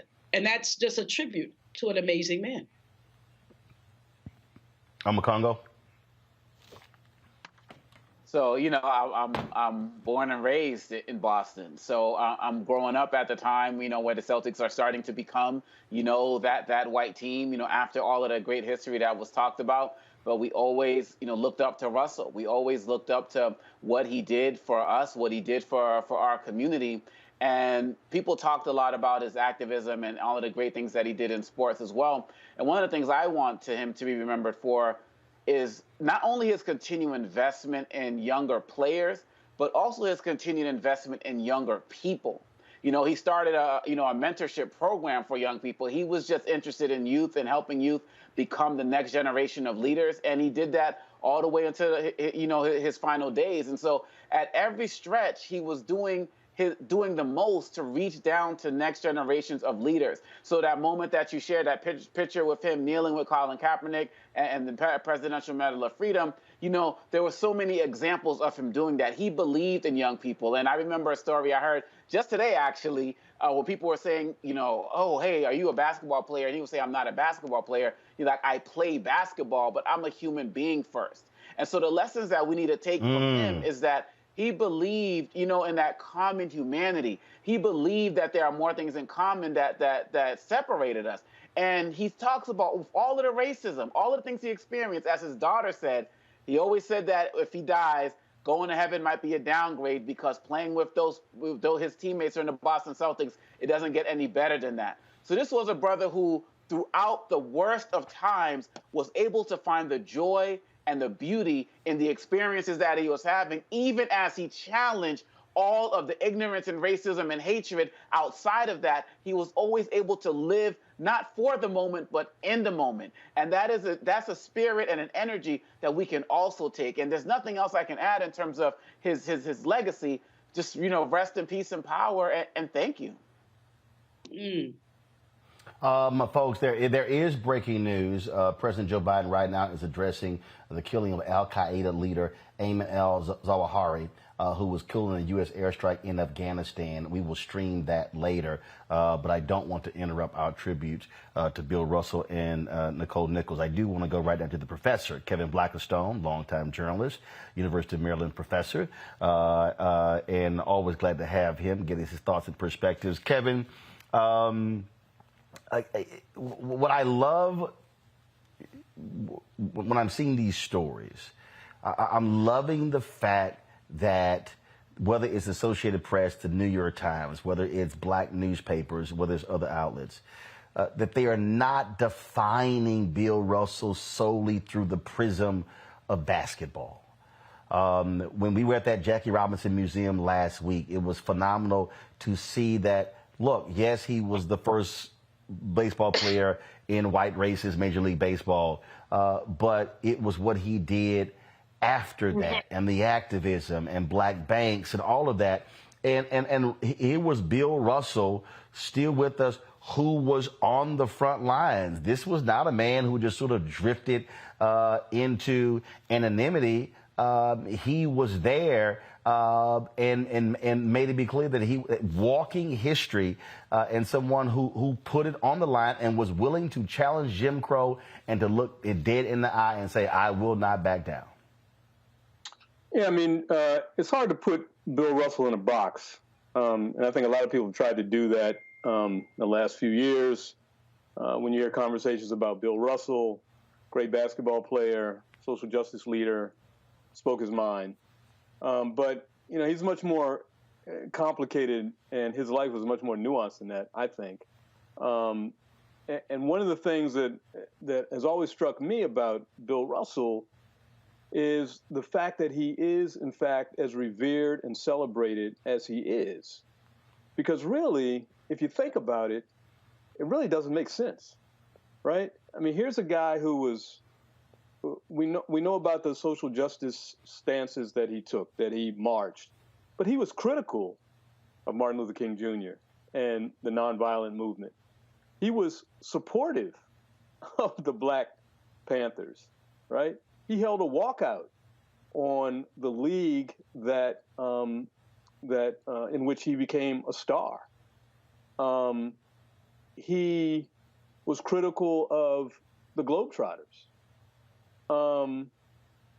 He did a lot of things that always made me wonder, and living in and working in the city of Boston, it made me wonder, so why is it that he is as revered and celebrated as he is? He really, some people have written he's the greatest basketball player. He wasn't the greatest basketball player. He wasn't even the greatest basketball player of his own era. That was Wilt Chamberlain, without question.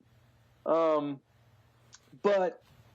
he had this part of him that I think he never kind of objected to Americanism or American ideals, if that makes sense. I mean, you think about it. What is he celebrated for in terms of basketball? He's celebrated for his defense. He's celebrated for rebounding.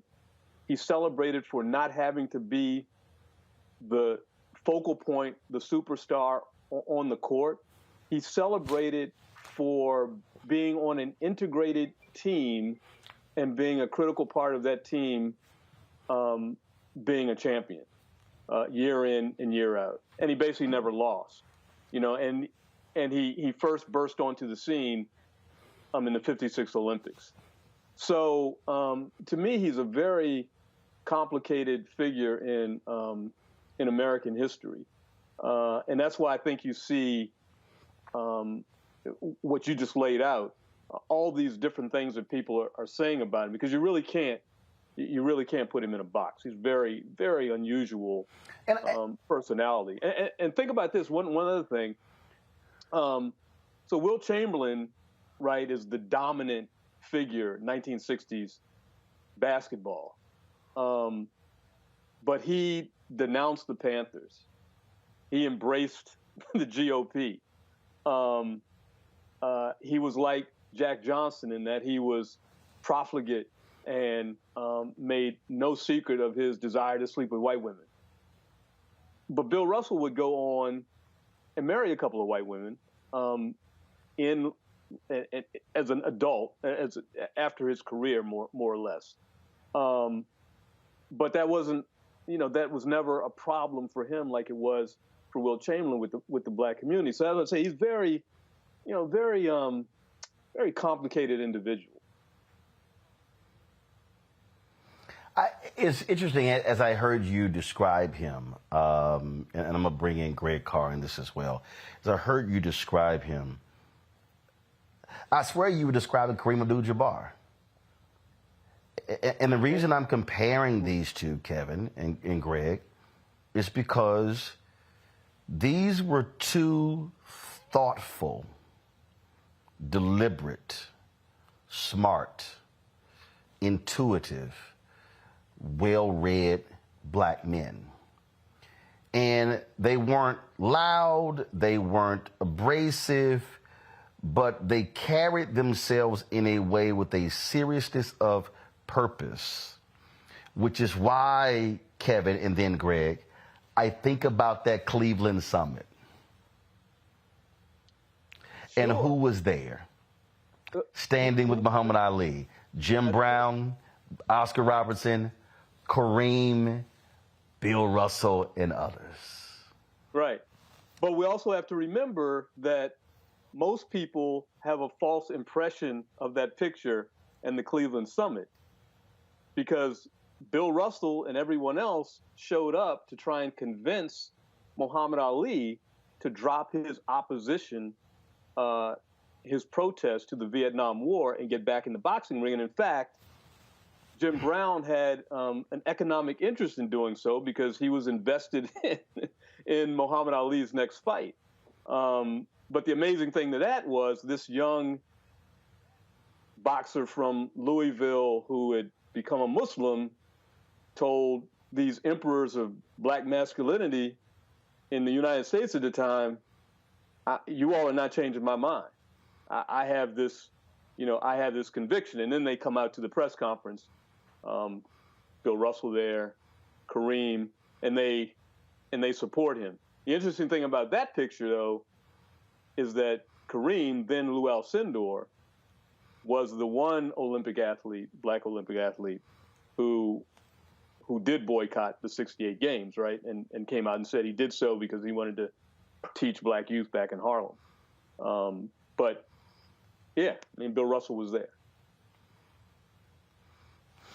And that point there, Greg, that they had one thought, and Ali made his position clear, and then they said, fine, we're going to stand with you. I don't think if you had to make a comparison today, I don't think people could understand what it would look like to have the top football player, the top basketball players of the day, standing with a fellow Titan in another sport in a show of solidarity.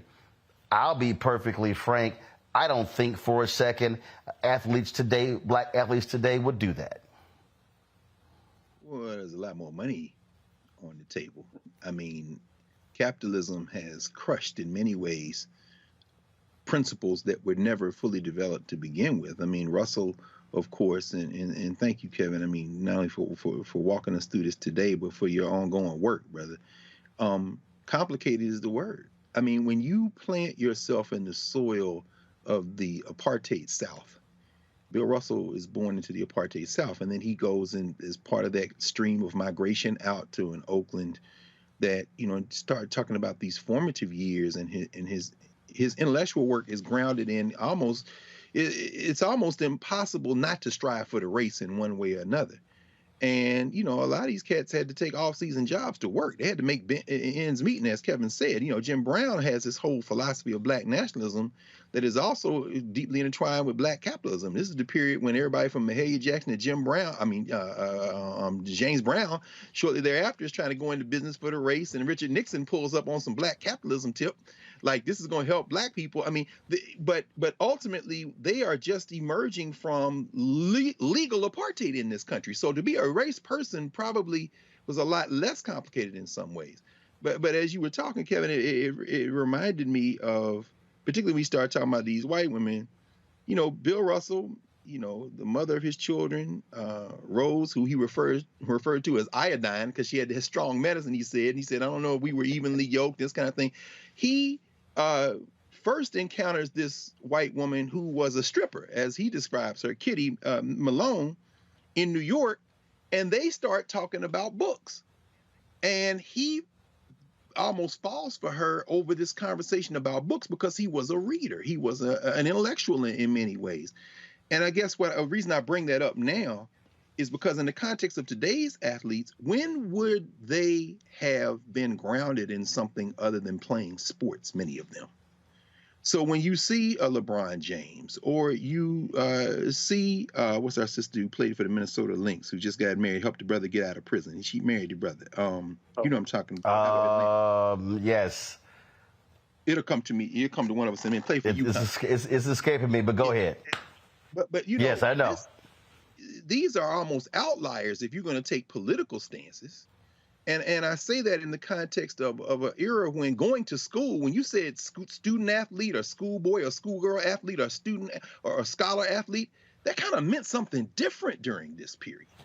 And so Russell certainly wasn't alone in terms of that attitude toward intellectual work and toward commitment for the race. And while, yes, Kareem did boycott the 68 Olympics, they tried to interview Bill Russell, Willie Mays and them about, what they thought about a potential boycott. And Russell says, they wanted us to give one or two sentences and move on to the next one. He said, I had a lot to say about that, and I wasn't going to let them just to give me one or two sentences. And, Willie Mays caught hell because they said, well, maybe even Wilt Chamberlain would be in the same category. You don't talk about the movement enough. And, of course, Mays is still with us. But Russell's complicated life, I think, is probably closer to the complicated lives of black people during that period. And once these folks figured out that, they couldn't beat us, they joined us. You pump enough money in the game, and folks worried about losing, as the young people say, they bag. I don't know what, I imagine Russell would still be on that side today if he were around. Kevin, last final comment from you. What I say this all the time to people. When you have an opportunity to sit with, talk to, speak with, whether it's for 2 minutes, 20 minutes, for 2 hours. And I'm thinking about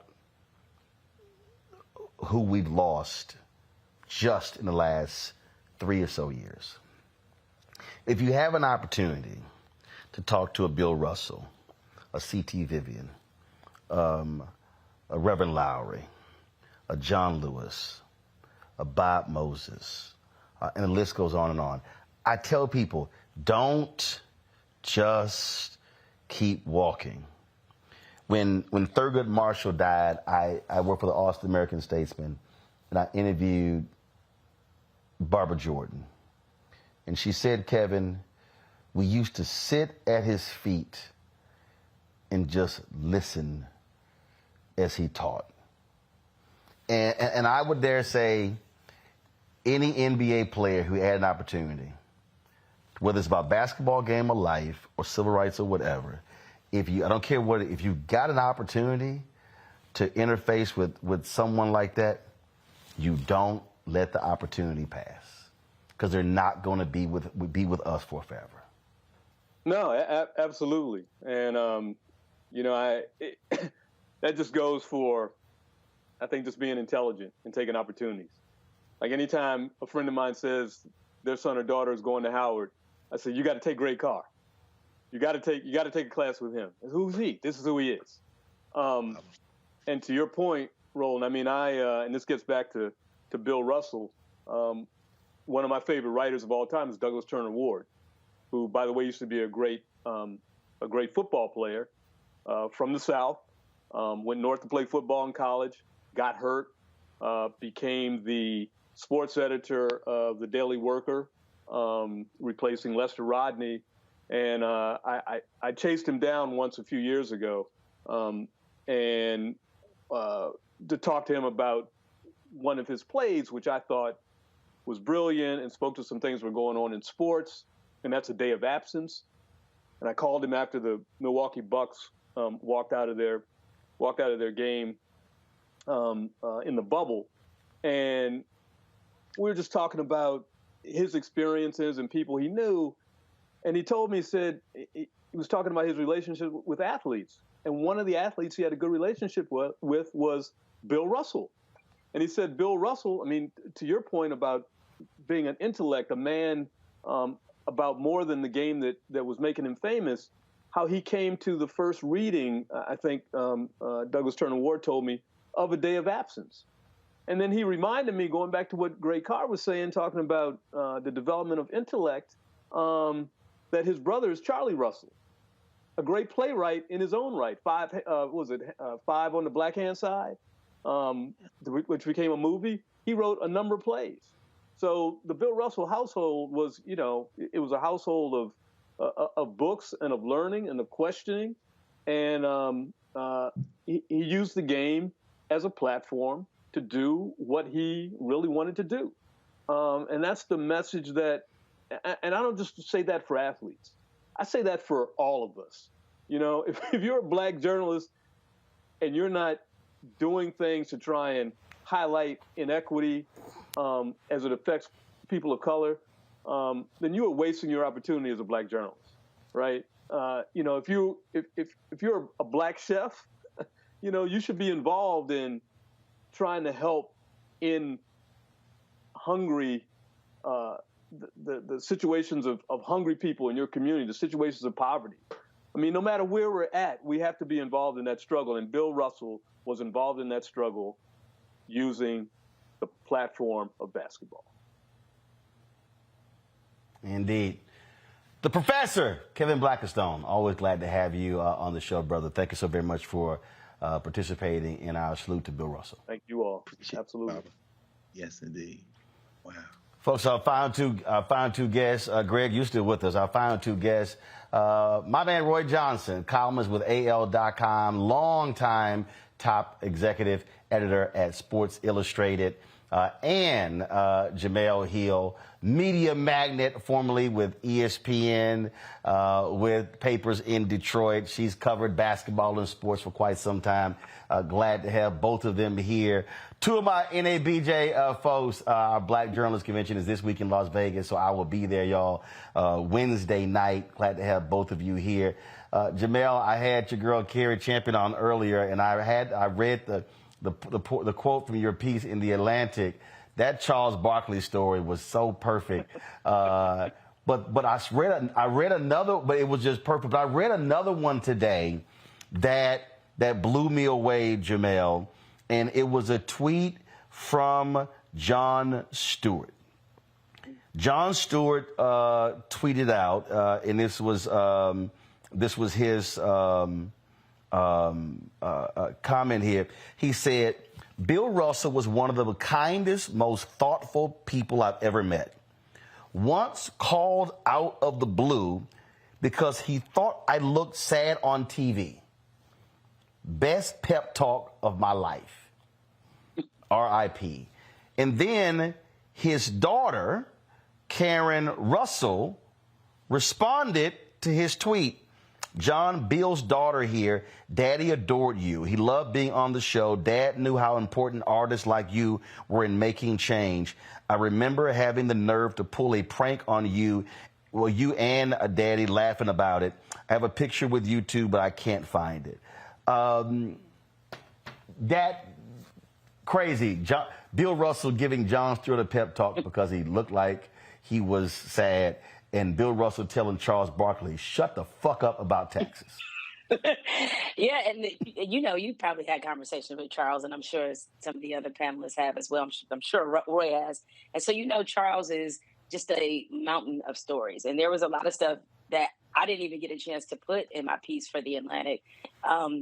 Because I asked him, I asked Charles why he thought Bill Russell took such an interest in him. Because Bill Russell called him out of the blue when they had that conversation, much like he did with Jon Stewart, as he discussed in his tweet. And, Charles said it's because he knew that I was fearless and that I had something to say. And I think he wanted to make sure that Charles understood the responsibility that he had with his platform. And the level of respect that Charles and so many NBA players, so many people, but to just focus on the NBA, have for Bill Russell, it's just something that is rare, it's unique, it's warranted, and it's very special. I mean, I think all of us would hope that 5 words that are being said about, Bill Russell right now, or that when we die, even just 5 words that are being said about Bill Russell would be said about us, right? And we have people who are writing mounds of copy, programs such as this that are dedicating, entire batches of time to discussing his legacy. Is that to have lived a life that full, for basketball to be the thing that you could argue he was second best at, considering what a humanitarian he was, what a champion, what a pioneer. That says a lot about the type of life that he lived. Roy Johnson, you have covered sports for a very long time, and I dare say, ain't that many other icons in sports who could come close to Bill Russell? There's no question, and I've been very blessed and fortunate to just be part of that journey. And I know Jemele talked about, him reaching back and giving space to those people like Charles Barkley that he deemed would have an impact. And so he opened the door for young journalists like me and others, whether it's Michael Wilbon, Ralph Wiley, those of us who were part of that generation, Jemele. I think he recognized how important we were to the dialogue, to the narrative, to the diaspora. I did not see him play, so I can't say and rank him in terms of watching him play. where he sits. All I know is, like everyone else says, I know about the rings. I know he was just, the formidable shot blocker. He was an intimidating force. But I didn't watch him play, but he did give an open door to a young journalist who had the audacity to reach out to him and just say, hey, I just want to talk to you. And he always called me Roy Johnson Jr. I'm not a junior. I don't know where he got that from. He called me Roy. But that's, I don't know. But I wasn't going to correct him. I'm not going to correct Bill Russell, right? So he said Roy Johnson Jr. Hey, he would use the whole name every time he saw me. He said Roy Johnson Jr. I said, well, okay, cool. I'm not a junior, but hey, we're going to have this conversation. So there were a number of athletes, coaches, John Thompson was another one, that gave us a window into their world because they knew how important we were to helping to drive the narrative about Black issues, Black athletes, Black challenges in the sports world and beyond. So I'd love to just share a couple of different aspects about Bill. I know you had people come on and talk about him from an athletic point of view and from a civil rights and iconic point of view. In 1981, I was fortunate to do a story on a guy named Phil Wolpert, who was Bill's college coach at USF. So we don't often think about athletes before they were great. And recruiting was very different back then. Bill Russell grew up in Oakland. He kind of ended up at the University of San Francisco. And the coach didn't even know much about this kid. In the story, he described him as a gangling kid. Said he was a poor shooter. Said he was tall, he could jump. I remember thinking, we made the commitment. We might as well keep it, right? So, of course, at USF, he had a great career, but he coached him hard. Phil Wolpert talked about coaching Bill Russell hard. So that was kind of old school. The coach had to run the show, not through intimidation, but persuasion. So you think about Jamel and Roland, just how Bill was with us. It wasn't through intimidation with us. It was through persuasion. Certainly he was intimidating on the court. But when it came to interpersonal relationships, he was intellectual. He knew his information, and he would persuade you to his position. And he had this great anecdote about early on, the student president came to Phil and said, you know what, this kid who came out of the Oakland, impoverished area, really wasn't used to being around white people. And he was kind of a little bit of a troublemaker at USF. The student president came and said, unless he shapes up, we don't want him. The coach said, I tried to explain to the guy what Russell was going through, but he would have none of it. I talked to Bill, and as far as I know, there were no other incidents.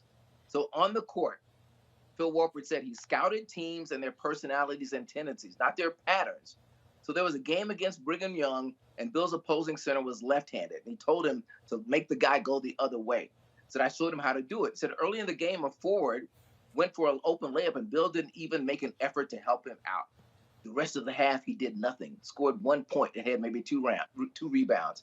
He said at halftime, he said, we had a priest on the team, and he asked the priest to leave the locker room. And he said, I chewed out Bill Russell for 10 minutes. I did nothing but talk about Bill. I ripped him up one side and down the other. He said he came out and played like a madman in the second half. 25 points, 28 rebounds until he fouled out with 4 minutes to go.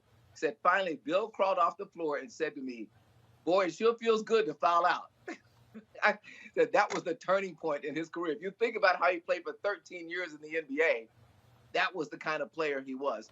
And then finally, I want to talk about the other man, and I'm sure you have people talk about this in terms of how significant he was among those athletes those Black athletes who grew up in the civil rights era, grew up at a time when they could not ignore the things that were going on in Jim Crow and around them. You certainly had mentioned that Bill Russell was the first Black coach of a major sports team in 1966. He was a player coach. So he played 3 more years and won a couple of rings as a coach as well as a player. So I'm going to do this. I'm going to throw out my Mount Rushmore of that era of Black athletes, and I'm layering in the Cleveland Summit. And I heard some of your speakers before talk about his impact then and his role. I don't mind an athlete challenging another one and having a conversation, but at the end, maybe he didn't agree early on with Ali's stance, but he came back later and supported. He sat at that table and supported Ali's decision. So I'm going to give you my Mount Rushmore. Jamel, I'd love to hear yours. My Mount Rushmore of athletes in that era. Muhammad Ali, Bill Russell, Jim Brown, Arthur Ashe. Go for it. Wow, I can't disagree with what you said there, because I mean, what people maybe don't understand is that, and correct me if I'm wrong, Roy, and also Roland, but Lou Alcindor, as he was known then, was a young pup.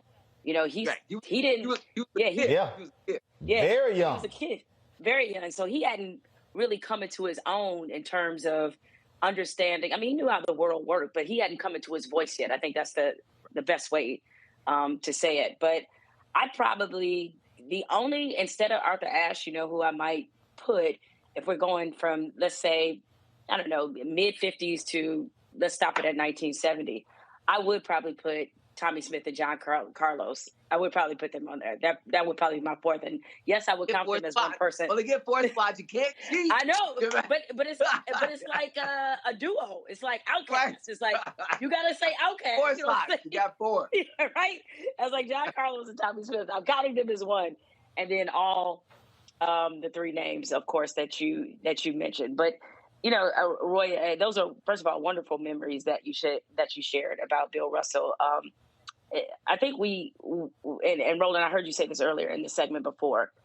This is why it's important, and I feel like this was done with Bill Russell, is that as each generation goes by, those who are icons, and we don't have that many left that represent a certain era and a certain generation that have been through certain things, it's very important that we give them their flowers now, that we talk to them. You know, one of the great traditions, as you know, in African-American culture is handing down stories by word of mouth. And I got a chance to meet Bill Russell once, and I was just trying to be quiet. That was literally all I wanted to do. It was a room full of people. I don't know how I got into this room. And, you know, it's only 2 athletes that have caused me to really be that way, because obviously as journalists, you want to engage in the sense of like, just to pick this person's brain. But as he was talking to other people, I just wanted to listen. It was Bill Russell, and the other is Muhammad Ali. I got an opportunity to meet him when he came to Michigan State when I was covering the team then. And I have one of my prized pictures, my prized possessions, is I have a picture on my television stand. Muhammad Ali kissed me. It's a true story. And somebody took a photo. I was in the Michigan State locker room, and he, you know, and I heard a similar story that he did this before. You know, I'm the only Black woman reporter in this locker room, and he's in there meeting the team. And, you know, somebody had asked for a picture, and he summoned me into the photo, and he told them, you know, he sort of pointed to them to take the picture. And as soon as the person said 1, 2, 3, he kissed me right on the cheek. And I was like, my face is like, oh my God, did that just happen? So I say all that. Think about what that kiss probably represented. You couldn't do that today, right? I mean, it is my prized possession. I promise you. It was like an acknowledgement of like the queen in the room, right? Correct. And knowing Ali, and I met him a few times as well. Ali was Ali, but he was also acknowledging you. He was acknowledging you for being the only sister in the room. And that's what I say about that era of Black athletes. They recognized not just what they were doing, but what was coming along behind them. I'll share another story about Russell. I'm not sure if you have the cover. So I was a senior editor for pro basketball at Sports Illustrated in the early 90s. And before the 1993-94 season, I had this vision of creating a cover with Bill Russell and a young buck who was establishing himself as a shot blocking legend, and that was Alonzo Mourning. So I had the audacity. I'd already met Bill before. You know, he knew me as Roy Johnson Jr. And I said, hey, I want to have you on the cover with Alonzo Mourning. And of course he said no. You met him. He says no. He gives you that big laugh like he's never going to do it. But, you know me, Jamel. I kept asking. Finally, he said, look, okay. So they flew out to Portland. We did this wonderful shot of Alonzo Mourning and Bill Russell. So we got the shot. But then I did something even crazier, Jamel. Once the cover came out, and as journalists, we don't ask for autographs very often. And maybe I just had a sense that, you know what? If I can get Bill Russell's autograph, because he didn't do autographs, right? He would politely just say, right. I just kept asking. I went after him about 100 times. Finally, I kept the cover with me. And finally, at an airport, he signed it. So there you see it. I still have it. I have it framed. Alonzo Mourning and Bill Russell. And I'm sure he put my name on there just to ensure that I didn't try to sell it in the marketplace. But who's going to do that? I was not going to sell that autograph. So I've seen one other on the internet today. Somebody has a signed book from him. But I don't know if anybody else has got Bill Russell to sign an autograph and put their name on it. Right? So, but it's another great. So I was so persistent. I was persistent as he was, that he finally said, "Just give me the cover. Just give it to me." No question. The one of the reasons why we do these is because look, we watch mainstream and we see how when our icons pass, sometimes they don't get the same type of coverage. Cicely Tyson, Bill Withers. I mean, I can go on and on and on how they barely got any mention. And so, and these are the kind of stories that, frankly, you're not hearing anywhere else. I do want to do this with the three of you, if y'all could. And I told the folks we were not going to. And this happened. C.T. Vivian died on a Thursday. John Lewis died on a Friday. And Vivian sort of got lost in that, but we paid proper tribute. I do want to roll this and get y'all thoughts about Nichelle Nichols, who passed away. Roll it, please.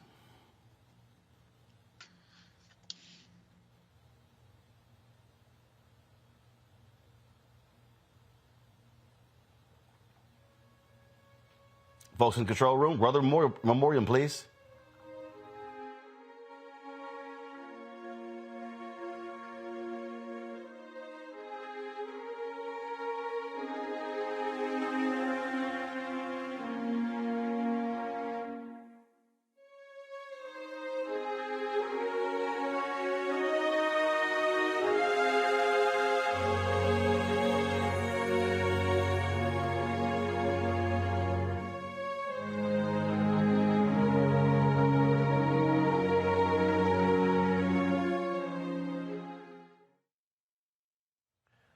She broke barriers as one of the first black female leads on network television.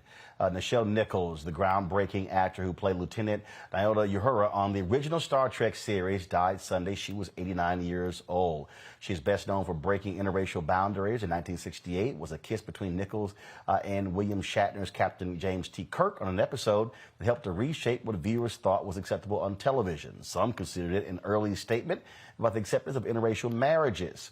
Before becoming a household name, Nichols was a dancer and choreographer discovered in Chicago by composer and musician Duke Ellington as a teenager. Jamel, I want to start with you first, and I want to get the thoughts of Roy and Greg. I mean, it's interesting. NASA put out a tweet, and she played a huge role, Jamel, in recruiting women and minority astronauts to NASA's program. Even though she played this fictitious astronaut, she in real life made it possible for the next for women and minorities to go to the space program. Well, I think it just speaks to something, a catchphrase we all use all the time, which is that representation matters. One of the things I posted on my Instagram account was the interview she did in which she explained how Dr. Martin Luther King Jr. talked her out of leaving Star Trek because she was considering a Broadway role. You know, Star Trek as a TV series was only on for 3 years, but she starred in not just the TV series, but she went on to do 5 or 6 Star Trek movies. And she talked about how, Dr. King told her, one, he was a really big fan. So I can only imagine what that might have felt like, that arguably the most important person on earth at the time is a big fan of yours and says that your show is the only show that they watch together as a family. And he told her that her presence on network television was giving people a picture of Black people, Black women that they did not often see. You have this graceful, intelligent, wonderful woman playing this role and doing something that was unimaginable, obviously, at the time, which is being in space and living in space. So that in itself, pushing those boundaries, that limitlessness that comes with, was very important for people to see. I mean, I was not born when Star Trek was actually on the air, but my mother was a big Trekkie and brought me into the series. And as much as I love the movies, the original Star Trek, and this is no disrespect to the next generation and the iterations that have come later, but that original Star Trek is something else. And I certainly, as just a young girl growing up, to see her on screen playing this type of role, doing something that they didn't say that we could do in a place where we're not supposed to belong. I thought it just made such a tremendous impression on anybody, particularly Black people who are watching. Although it's kind of funny when you think about it, is that for some reason it seems so unbelievable to some people that you would cast this Black woman to be part of this, space unit. And I'm like, but y'all got purple chicks, you got like people who are green, you got people with 3 heads, but yet it's so odd that you would have a Black woman in space. And so she was a wonderful actress. She meant a lot to our people, and just her presence there, it really was truly a tribute and a testament to just what we could be. She was among those that helped us dream beyond the borders of our minds. So it was incredibly heartbreaking, but I'm glad that we were able to bask in the incredible gift that she left us with. Roy, I really don't think people today understand what Jamel just talked about, what it meant to see her on Star Trek, to see Diane Carroll, to see Sidney Poitier. You did not have lots of people. Look, the Kerner Commission report drops in '68. Mal Good was the first Black network correspondent on ABC News, but you didn't really see your first generation of Black people coming in until the 1970s. And so it was huge when Black people actually saw Black people on the air. And it was sort of like, if you see it, you believe it, even though it was fiction. I loved Jamel's erudite, intelligent, generational perspective on Lieutenant Uhura and what she did for us and what she represented. But let me say this, you're absolutely right. I was there with Jamel's mom, right? When if there was a Black person on television, phone and said Black on TV, right? So, and I don't know. So right now, and I'll step into this space. You can draw a direct line from this role to Issa Rae and Insecure, right? There is a tree there. There is a genetic tree that you can draw. But think about for a generation of Black boys. I was in 1966, so I was 13 years old. Think of a generation of young Black men, what it meant to see her, not just see her in this role, in a dynamic, intelligent role as one of the leaders on this ship, but they made it very clear that she was fine. All right, so we're just gonna go there. They did not hide that. Wait, hold on. See, I was waiting to you. See, I knew when he said, a 13-year-old Black boy. I was waiting for you to just get around to it. Ooh, Lord, they put a fine Black woman on. Greer, That's right. Pam Grier just threw us all out, right? So, so I love what Jamel said, and we honor the sister and all of that. But it was like, okay, who was your first TV crush? She'd be right up there on the list. So, but it humility and honor, and it was so important. It was vital. You can draw that direct line from that role on Star Trek. And look, I'll even go back and say, the first color show I saw on television was Star Trek. My dad, who had a store, some people know I grew up in Tulsa, Oklahoma. My dad owned a store on Black Wall Street. As a businessman, he bought our family a color television. And I remember walking in and turning on the television, and the first show that I saw in color was Star Trek. And it was the episode with the green monster. So it was not just the fact that she was on the show, but I saw her in living color. And so for a generation of Black men like me and women like your mom, Jamel, that was vital. That was critical. And the fact, again, that was a role that to this day has impacted millions, has impacted generations. She always operated with class. She always operated with dignity. She always operated with intelligence. And so, for all of that, we salute her. We acknowledge her. I think and I hope that she recognized how loved she was before she passed, because I think people did continue to give her deserved flowers. But let's be real. She made a whole bunch of us turn on that TV every week when Star Trek came on. And we didn't know what was going on at the time with our bodies, but we were like, okay, all right. Yes, sir. Yes, sir. Greg Carr, you get the last word on Nichelle Nichols and how critically important she was to our history, American history, television. I'm glad you made a distinction, Roland, between our history and American history. Because if we're talking about carving faces and putting them up against one another, I'm a child of the South, born in 1965. So, Roy, I echo that, brother. I'm more of a 70s kid, but on that mountain of carved faces alongside our sister Nichelle Nichols and, of course, Pam Grier, I'd probably put Shaka Khan on that mountain. And also, to go back to the previous gesture toward Mount Rushmore, Wilma Rudolph, quite frankly, because I went to Tennessee State. So I'm thinking about in terms of our community. Althea Gibson obviously had retired by 1958, but when you start looking at the Black press and you start talking about multi-talented folk and folks who, in Wilma Rudolph's case, stood for social justice, in our community, I think Wilma Rudolph would probably rank and rate a place on both of those mountains if we were talking about that. But in terms of Nichelle Nichols, man, I mean, it's something interesting you said, Jamel. And again, far be it from me, with Roy Johnson and Jamel Hill here, talk about this outside significance of our people in American and world society.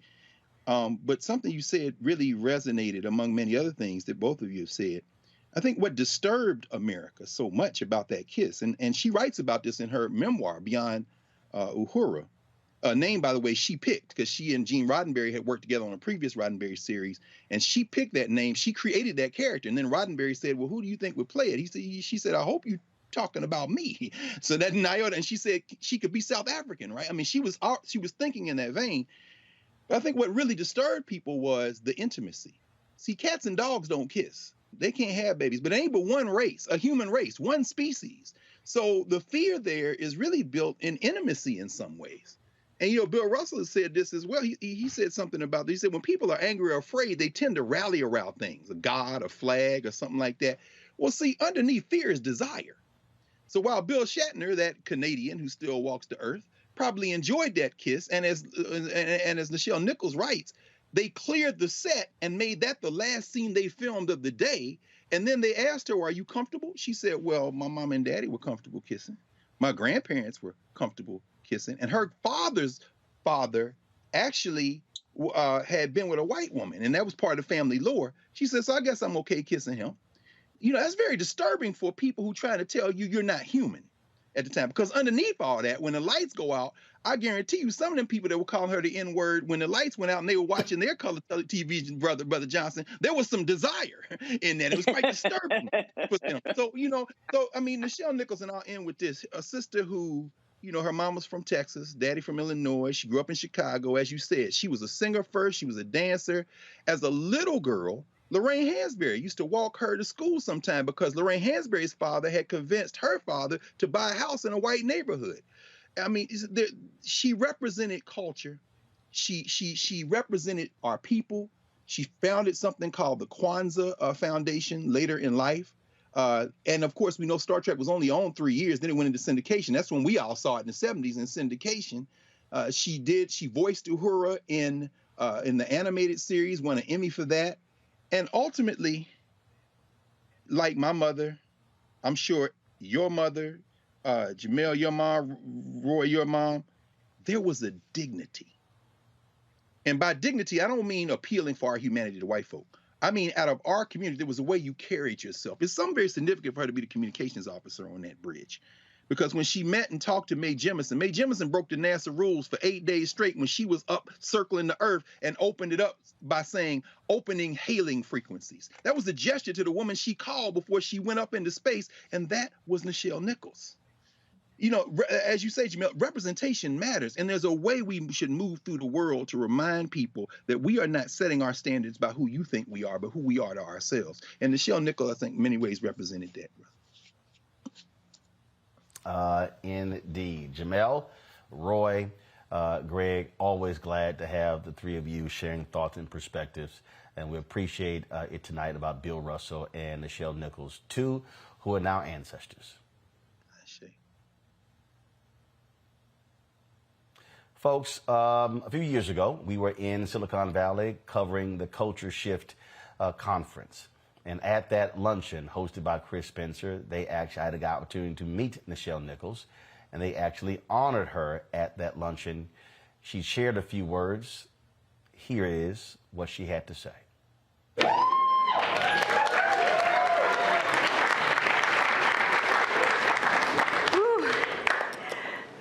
This is a wonderful time to be out with all of you. My name is Nichelle Nichols. I had to read it off of here. I'm an American actress, singer, and voice artist. You might know me for my role on Star Trek.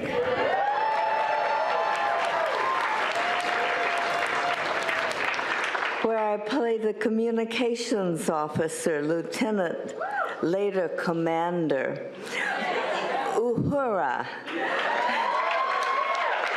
aboard the USS Enterprise in the Star Trek television series, as well as the succeeding motion pictures. I like hanging around and keep working, you know. My role was groundbreaking as one of the first African-American female characters on American television not portrayed as a servant.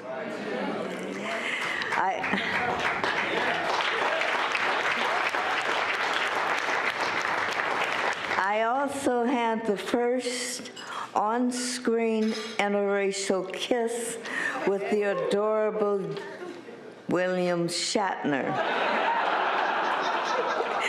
and worked with actor Leonard Nimoy to fight for and achieve pay equity for myself as well as them.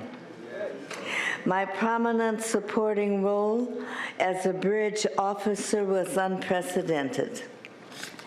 During the first year of the series, I was tempted to leave the show as I wanted to pursue a Broadway career. However, a conversation with Dr. Martin Luther King Jr. and an NAACP fundraiser changed my mind. Dr. King encouraged me to stay on the show, saying I could not give up because I was playing a vital role model for Black children and young women across the country, as well as for other children who would see Blacks appearing as equals. After Star Trek, I volunteered my time in a special and very successful project with NASA. I recruited the first minority and female personnel for the space agency. I am proud of my pioneering role on Star Trek and know that it inspired other women who look like me to pursue careers in STEM and beyond. As part of my legacy and to continue to strive for diversity, my manager and I are producing Noah's Room, a feature film about a Black family that fosters a white child and forever changes their lives and the youth. We aim to have a diverse team of partners join us on this project, and as many female members of our crew as possible, including as our director. I am an unapologetic culture shifter, and you should be too. I thank you very much.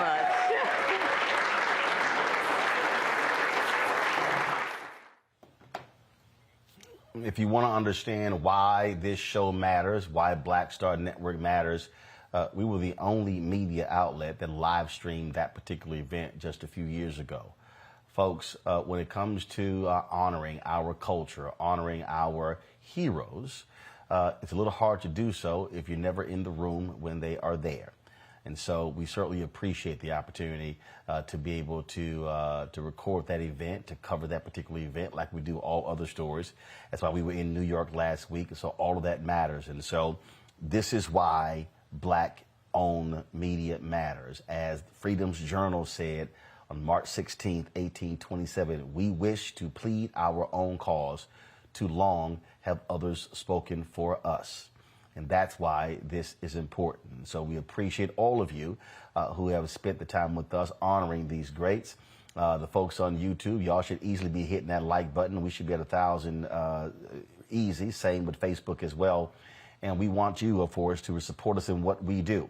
When you hear us out here pushing these advertisers and these agencies to advertise, this is why. You need the dollars to be able to cover these stories. Unfortunately, when we lose our icons, we don't get the same amount of attention on mainstream media. There isn't lots of coverage. They don't give them their due. We choose to do so. That's why we do these level of tributes right here on the Black Star Network. So as I keep telling you, please download our app. We're on all platforms: Apple phone, Android phone, Apple TV, Android TV, Roku, Amazon Fire TV, Xbox, and Samsung Smart TV. And when you contribute to us, I can assure you where your dollars are going. When you contribute to us, and whether it's our Bring the Funk fan club, it matters. And so if you want to see us continue to do these tributes, to cover these stories, to be on the scene, please support us in what we do. Your checks and money orders can go to P.O. Box 57196, Washington, D.C. 20037-0196. And, of course, Cash App is $RM Unfiltered. PayPal is R Martin Unfiltered. Venmo is RM Unfiltered. Zelle is Roland at RolandSMartin.com. And so we thank you so much, folks. We appreciate all of you for joining us, and we'll see you tomorrow. And again, we say so long to two of our ancestors, Nichelle Nichols, who passed away Sunday at the age of 89, and Bill Russell, basketball player, activist, humanitarian, passed away at the age of 88. I'll see you tomorrow.